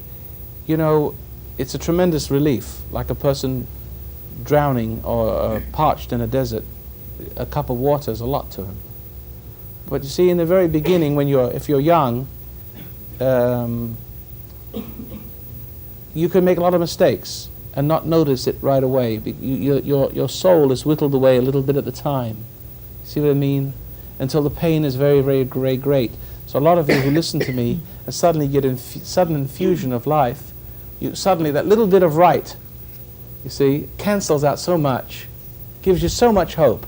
You know, it's just like it's a new world, dimension. But after you get used to that, it moves at a slower pace. And don't lose heart if things don't happen tremendously quickly. You know what I mean? Just keep doing it. Just remember that's the root. Nurture it, grow, and 20 years from now you'll look back and you wonder where all this joy and happiness has come from. See, just in the material world, let alone what is to be from that point onwards. The magic, we were talking about the magic earlier on. That magic it is so incredible that you will affect material things. I mean, you're driving along in your car. This has happened to me. And it's so radical that it happens more often than not. Things like, I feel that the pistons are going to come out of the car any minute. I stop the car, slow it down. That's the end of my car, right? Knocking, banging, clanking. Well, I'll drive it home, whatever. You know, I might as well drive it home. The engine's gone. I start the engine up. It's been right for 150,000 miles. You know, my speedometer fixes itself. I get a flat tire in front of my car, in front of my... It's strange. A flat tire in front of my house.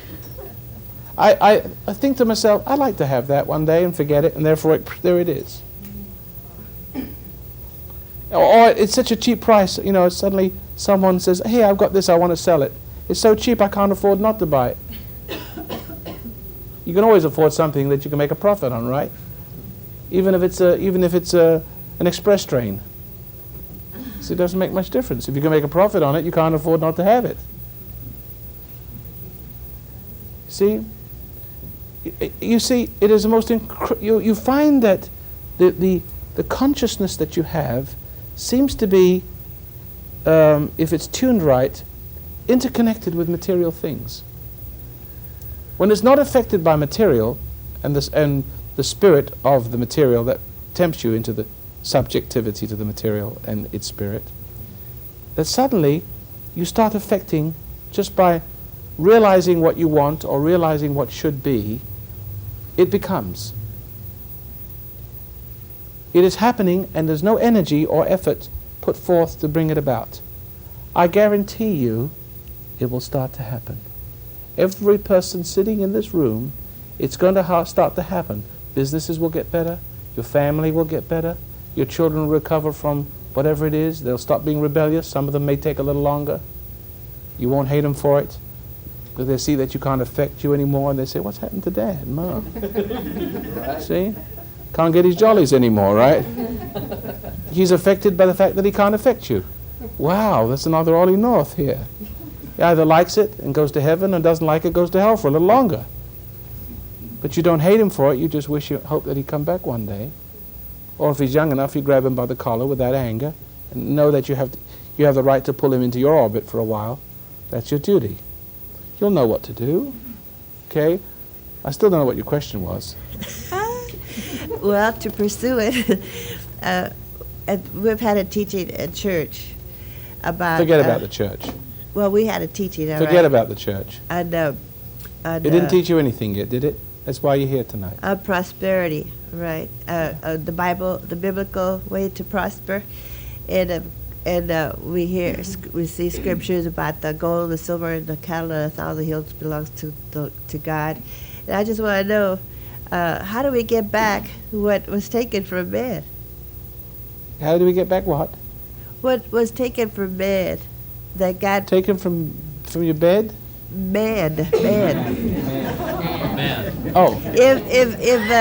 If everything was put in man's... I would ask you to get a good nose.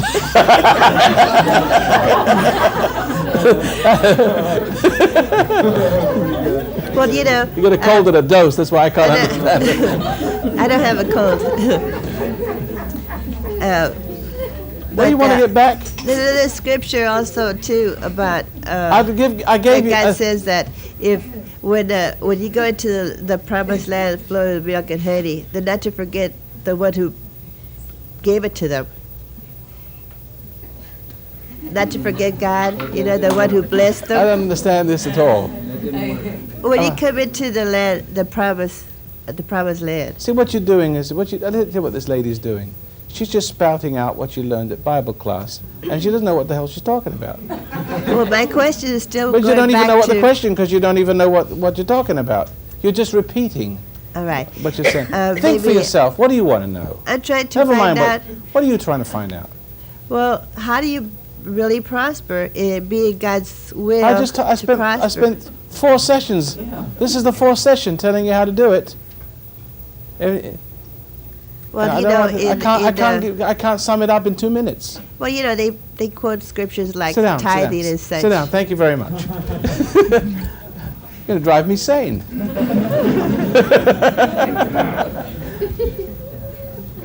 Go back to church. Okay? See if they can unscramble you. I can't. Anybody else? Oh, look, it's just 2 minutes. We'll have to. We got one more session.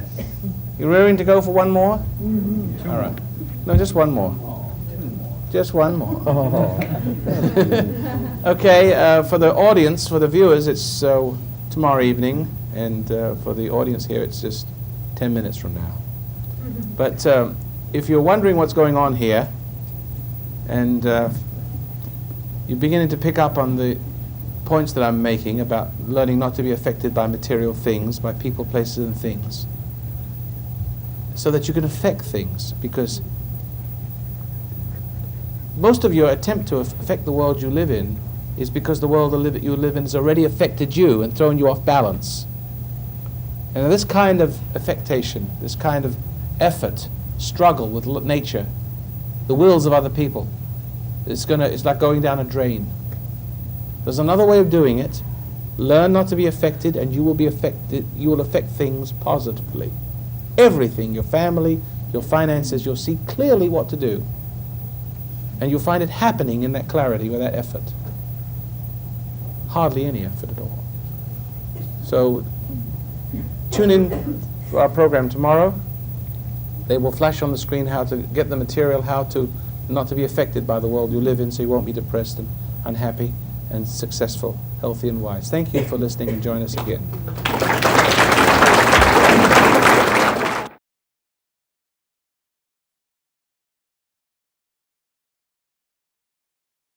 The foundation of human understanding teaches an observation exercise, often called meditation, which permits you to become objective toward your problems and allows your heartaches, bad habits, fears, and anxieties to be completely eliminated from your life without effort on your part.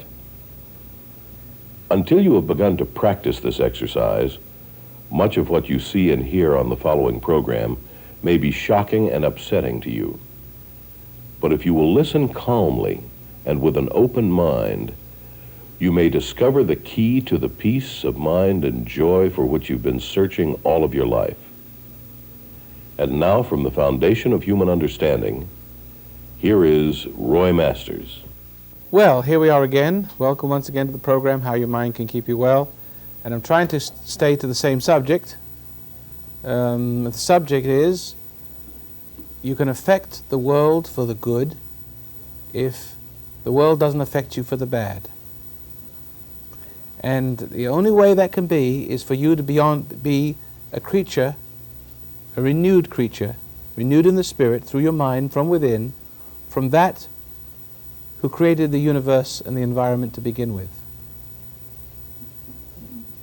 In other words, you, little old winemaker you, little old persnickety nothing you that's trying to be a something, struggling to be a something against all odds, against the immenseness of the universe, and against the conniving and cunning of other men and women who are knocking you down to, crawling on a sea of heads to get ahead and doing the same thing much as you, trying to affect their environment, knock down, build up, build themselves out of your fall. So it's just a big pit of slime. Everybody's sort of climbing on top of each other, getting to the top. You can't be part of that and expect to be a happy person. That you have to run your own race, and you have to move at your own time, in your own speed, motivated by your own energy, and not by challenge, and not by set any goals or ambitions, but unfold like a flower from within, one event leading to another, a series of events, but by divine revelation. And you're all capable of it. You don't need the blessings of a priest or a rabbi or anything like that. You don't need me, although some people think I have something going for me and they appreciate my blessings. My son says, "Dad, I want a blessing. Business is bad today." He has a car lot. So through the telephone, I said, you got it. That same day, car sales go brisk, and he believes it, you see. And some, well, who was it? Abraham and Esau? Well, wasn't it that he laid his hands on his son, and in the old days they laid the blessings, passed something from one generation to another. There is something that passes, a blessing and cursings, and it resides in a good father. And I hope to be a substitute surrogate dad to you, see, so that the blessing can leap from me, if you understand me, and hear my unvarnished truth spoken without hypocrisy. That's all you needed to hear from a father anyway. You didn't want to sit you on your knee. I mean, you didn't want to cuddle from him like Mama. That's Mama's thing, is cuddling and warm and ego supportive. But Daddy, he was about the business of bringing children to Father. Daddy is about the business of helping you separate from the world and separating it from its sleazy seductiveness, to teach you to be not emotional, not affected, to stand for what's right, against what's wrong, to love what's right, not hate what's wrong and think that's right, to learn to deal with cruelty and pressures and stupidity and confusion and temptation without resentment, calmly, so that you continue to grow as a child of light in the image of your Father within, and not in the image of hell by corresponding with hell angrily. You see what I mean? Okay, that was basically what we were talking about, with a little more thrown in to get the program started this evening. Okay, now. Yeah. About the not being affected, you were speaking of, I've heard you before too, about when people scan your systems. And I've been becoming more aware, and scanning in a positive sense, that doesn't bother me. But when they're up to no good, it really... You can sense it. I can sense it, and it gives me the creeps. Now, I know I used to resent it without realizing what I was doing. You resent it without realizing you were. Right. It was your primitive way of dealing with things as a child.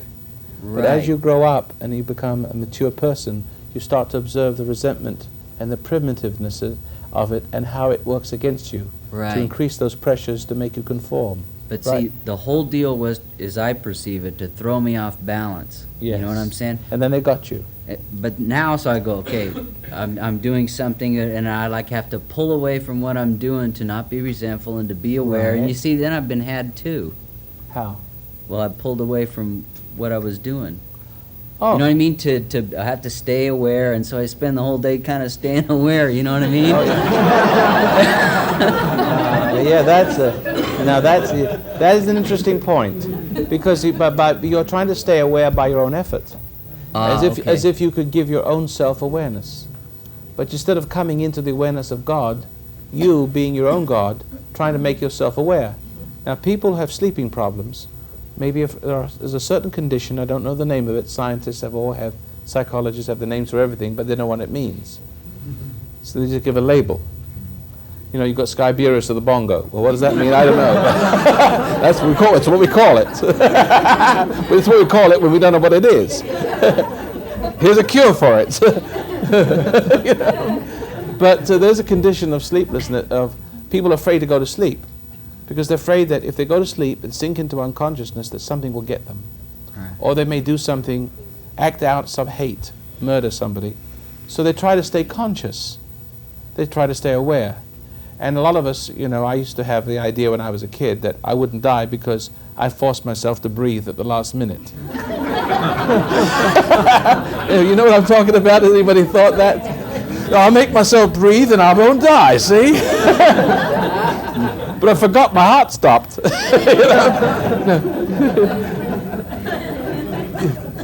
You cannot make yourself be conscious. That's why you meditate, because you realize you need consciousness. You need to be awakened.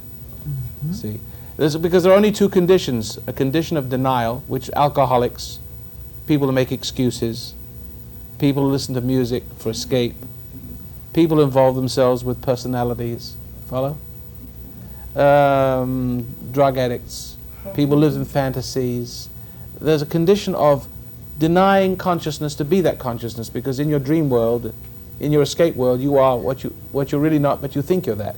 You have a certain consciousness, but you're not conscious of God, but you're conscious that you are God. In a dream, you're not aware. For instance, if you were a dream and suddenly you're aware that you were dreaming, you'd wake up. And then the dream would cease to have an effect upon you. But in a dream, which becomes a nightmare, the only reason why the dream has such an effect upon you is because you are affected by your own dream fabric because you think it's real. Why do you think it's real? Because there's no reality to tell you that it's unreal, that it's just a dream. So therefore you react to it as though it was real, and you believe these monsters of the id are going to eat you. Or someone's coming at you with a knife. But no one is there. It's a dream, and it's dream fabric, and it looks solid. But the minute reality catches up with you, and sometimes you're in a nightmare and you know that you're asleep, but you wish somebody would wake you up. But you can't find the reality to do it. And you cry out in your sleep, help! But usually cry for mother. That's the worst thing you could do, right? She put you in that state in the first place, right? The Queen of Hearts. Right? Is that right? Alice in Wonderland, right? But you see, the thing is, there's only two places of consciousness. You cannot make yourself conscious. But you can only want to be conscious. You want to be aware. And the gift, it's a gift to be aware. And the desire to be aware of the purpose, it has to be this way. I want you, God, to give me your awareness, your knowing, you know, your infilling. You see? Your consciousness. Take me out of this sleep state. Take me out of this illusion and the subject of the id that's in this illusion, you see? The spirit, the force. That's the prayer. It's an inclination of the soul. And when the inclination of the soul is there, the light comes and lifts you into a consciousness and makes your dream, your nightmare, which is your life, see, to no effect. But you can't make yourself conscious. You can't give yourself that effect. It's not in your power. You only want to be, to exist for the purpose for which you were created, to know that and to do it. Or not to want to do it and to live in a state of denial where you live in your dream state where you think you are something that you're not. See? And constantly being reinforced in a lower state of consciousness, because the more wrong you become, the lower state of consciousness you have to live in so as to not to know what's happened, that you've got worse instead of better. See? So you can't give yourself consciousness, but the meditation is the act. It is the meditative point in your day where you separate, where you have this, with a small amount of energy that you have in your life, you've spent most of your energy. With that small amount of unspent energy, you start to move away, deny. God will give you a little strength to set yourself apart from that world. If your desire is pure, He comes into you and He gives you a little strength, and suddenly you find yourself able to separate from your thoughts, from your dream state. And as you do, you come closer to that other world where your consciousness is purified, your pride is disabled. See, and melts in the light of the summer sun. And suddenly you're conscious, and your nightmare life starts to be like a nightmare, just dreams, fantasies, sort of flittering away and slinking into the darkness, sort of still there, but losing their effect. See? So there's a gratefulness. It's more than through the meditation, a cumulative effect. Like at the precise moment it happens, I can feel I slip into that old psychotic state that I came out of. See, and then you try to force yourself to be aware, like right. Forcing yourself to wake up. And waking up is a gift. Being aware is being immersed in the bosom of reality. There's only two bosoms. It's your wife's bosom and God's bosom. So you can sort of hide in that, you know, in the bosom of all other things that, you know, anesthetize your conscience and give you the idea that you're a man when you're a mouse, right? Right. There's that willful borrowing for that feeling of being alive and right, and alive and not dead, and right and not wrong, right? Yeah. It's denial. Yeah. It's because it's a lie when you feel alive when you're not, and right when you're not. It's illusion based on feeling. reinforcement of forbidden experiences. It's a determination of your ego to derive those feelings, see, and lose oneself, lose one's consciousness of reality to be one's own consciousness that you are the reality and that everything's all right for a moment. It isn't. The next moment, reality catches up with you. See? Now, it's only that motive that keeps you back in that burying yourself in other people's loves, in those fixes. But when the ego has learned its lesson and makes a turn about face, it now compatible with the life of God, the love of God, and you find that you have the power not to do what you did before. Just one cotton-picking minute. I know that's wrong. I know I want to do it. I feel myself. It was groovy. I must admit it's enjoyable. See, but I've learned that something's wrong with it. Something's wrong with that pleasure. There must be another kind of pleasure but I got to get through this one first. This is not natural. I can't give it to anymore. This knowing is coming to you through consciousness, not through your own cleverness, and not through your own struggle to get away from the pain behind the pleasure, the evil behind the good, right? See? So it's giving you the strength, and you find yourself, you can let it go. You can let the temptation go by you like a box of candy. Delicious, but it goes right by you and then it's gone. Comes back again hoping it's gone. And you can smell the candy, but you're not into the candy. You can smell the aroma, but you're not into the smell, right? And the smell is not into you anymore, because whatever you're into is into you. And all of a sudden, the experience is over and you feel freedom. You feel like, well, feel better than you ever did indulging the candies. A better kind of fulfillment, a lessening of guilt, a feeling of hope again. You're on the right track. You say, just a minute, let me have one of those candies, please. This time you'll eat it, and it's just sweet. I was hungry. Thank you very much. You don't indulge. See, it's different. Your relationship with things has changed. You're not rigid. I will never eat candy as long as I live because I'm for God. It's not the way it works. See? You can have a glass of wine, but you're not an alcoholic. See, he that striveth for the mastery is temperate in all his ways. So the evidence that you are coming through is that you can relate to things, and it doesn't. You're not enslaved to anything. That you can relate to it in moderation. See, the power of the moderation is consciousness that you have the fulfillment you're looking for. So therefore you're not looking for fulfillment in drugs, alcohol, eating, wives, women. And then everybody, all of nature, knows that you are that way. And they cannot tempt you. And they stand in awe and respect. And you inspire that respect into them so they become as you. You're affecting your world for the good. They can't affect you for the bad. You affect the world for the good. When you fall away from reality, you give power. You give you start to fall away from the inner reality, and then you give the power to the outer to use you as the instrument of creating this hell on this earth. You're giving them power to make you unconscious, to be used as an instrument of their purpose on earth. Yes? I want to say that tonight I became aware of more ways that I had been affected earlier when we discussed ambition. You also stated that the woman, the housewife, says, I'm going to be a better mother than my mother, I'm going to be a better wife, I'm going to be a better this and that. I'm not going to be poor like... I'm not going to be poor. Well, my thievery in my childhood went to school. I stole candy bars, I stole money, and I was caught. And I was punished in front of the class. I had to stand in front of the class and say, I'm a thief. And then This is good.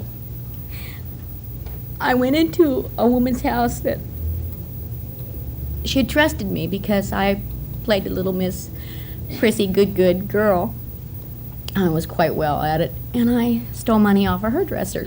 But the whole motive was to go spend it on candy. Food for that security. Yeah, to reimburse myself. And I was caught then again and made to take her money and to admit I was a thief and to give her. Nobody knew the underlying reason why you did those things. You weren't really a naughty girl. you had this insecurity or this poverty, this problem with your parents that deprived you of food when you were a kid, right? Well, it wasn't really the poverty. It was the overall selfishness. It was not that we didn't have food. It's that she chose not to let us have it. That she could have given us a little more to sustain our growing bodies and our summer energy, no school and the activities, but she didn't. And I just realized tonight why, when I get money, that my compulsion is buy, and give everything to my kids. Give everything to And somebody. you give them buy more than somebody they ought stuff. to, you spoil more them than they rotten. should ever have. You spoil them rotten, Yeah. right? And the biggest area is in food. So that trying to overcompensate my desires to have what I couldn't have or what I felt I should have had. The variation to this theme is legion. Everybody sitting in this room can identify with that in their own form. But the principle's the same. That you're tricked into having an ambition, a goal, because of some trauma through which the spirit of pride and insecurity enters and is made good by whatever marriage. I'm going to have a marriage. I'm not going to have a marriage like my mother had. I'm not going to deny myself food like my mother denied me food. So it's like this lady here. Your whole life is affected by these strange goals. Each one of you have your own silly goals, based upon silly securities, based upon a spirit of something entering at a moment of stress or temptation or violence. Right? Anybody else have any? You see, this lady's going to get better when she walks out of here tonight because she was bold enough, to speak up, and expose it to the light. Yeah. See, it's going to go away.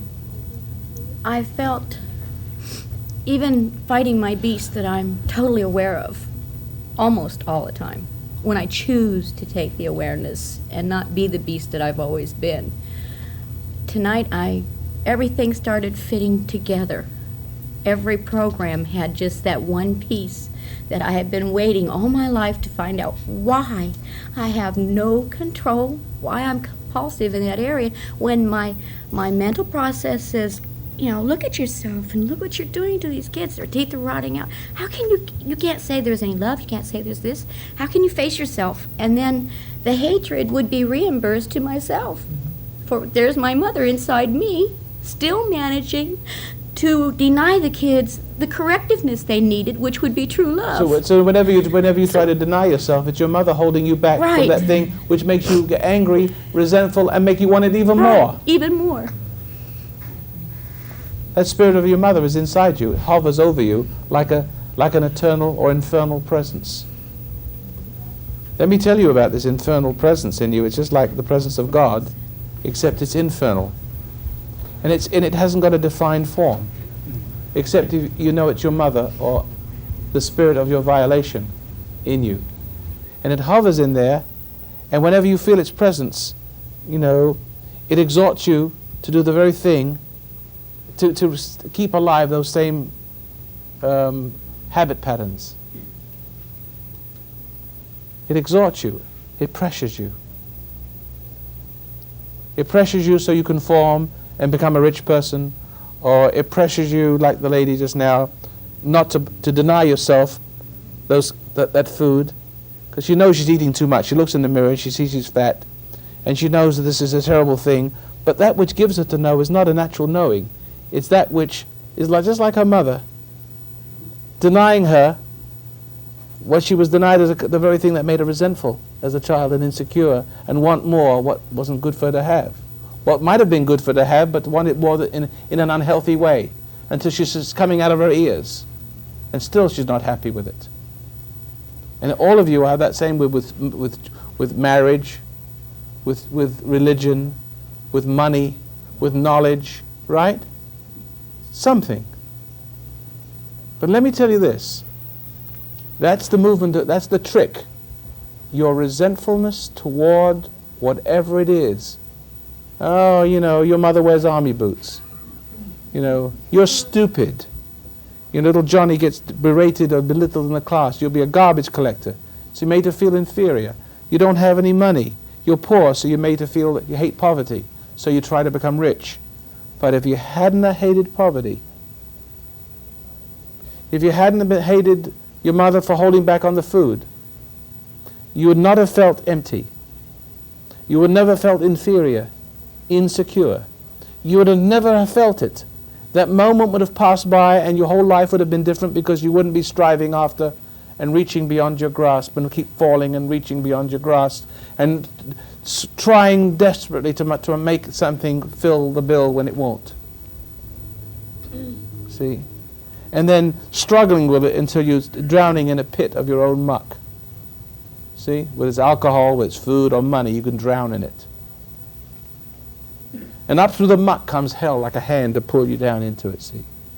It's almost like that.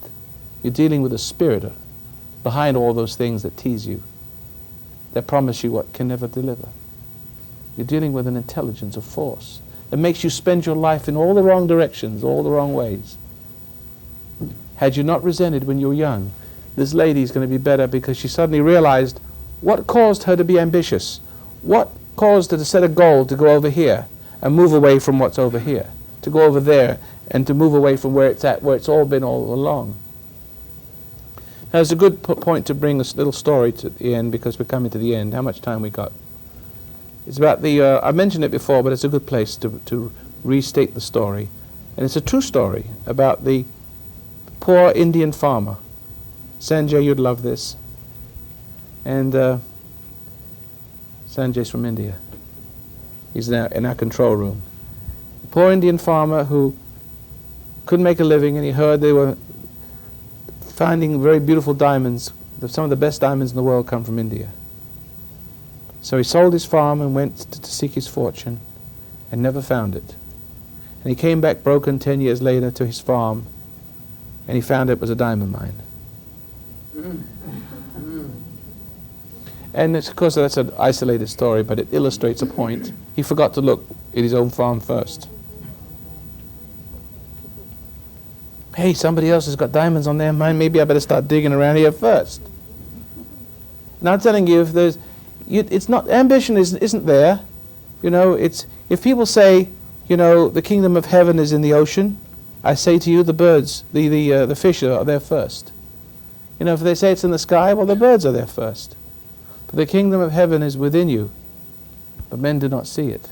And it's around you, but men do not see it, you see. So seek first the kingdom within. Be still and you will know it. And don't set ambitions and goals. That's all wrong. They're all lying to you. People who teach you that are going to manipulate you through you reaching beyond your grasp. They get into you. That's the end of you. And you'll need them for motivation.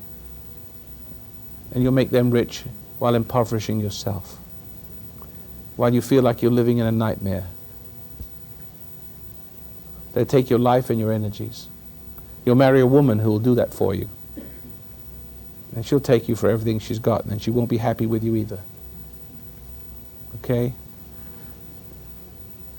Seek first the kingdom of God within you. And don't move away from the now, because it's there waiting to unfold. It's going to come out through you, and it's going to prepare the way. It's going to pull things together for you like a cloud mysteriously coming together right in front of your eyes and take form. You just wait and see. Give it a chance. And get my material. I have a magazine, please. Write for the magazine, $36 a year.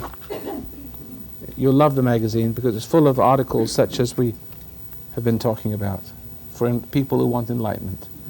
Send support for the program. And if you want to sit on these tapings, please call the foundation. Phone number will be on the screen. Please write to us, support us. Without your support, we're not going to make it. It's coming up a little bit, but we're not over the hump yet. Thanks for listening and watching, and join us in the next program.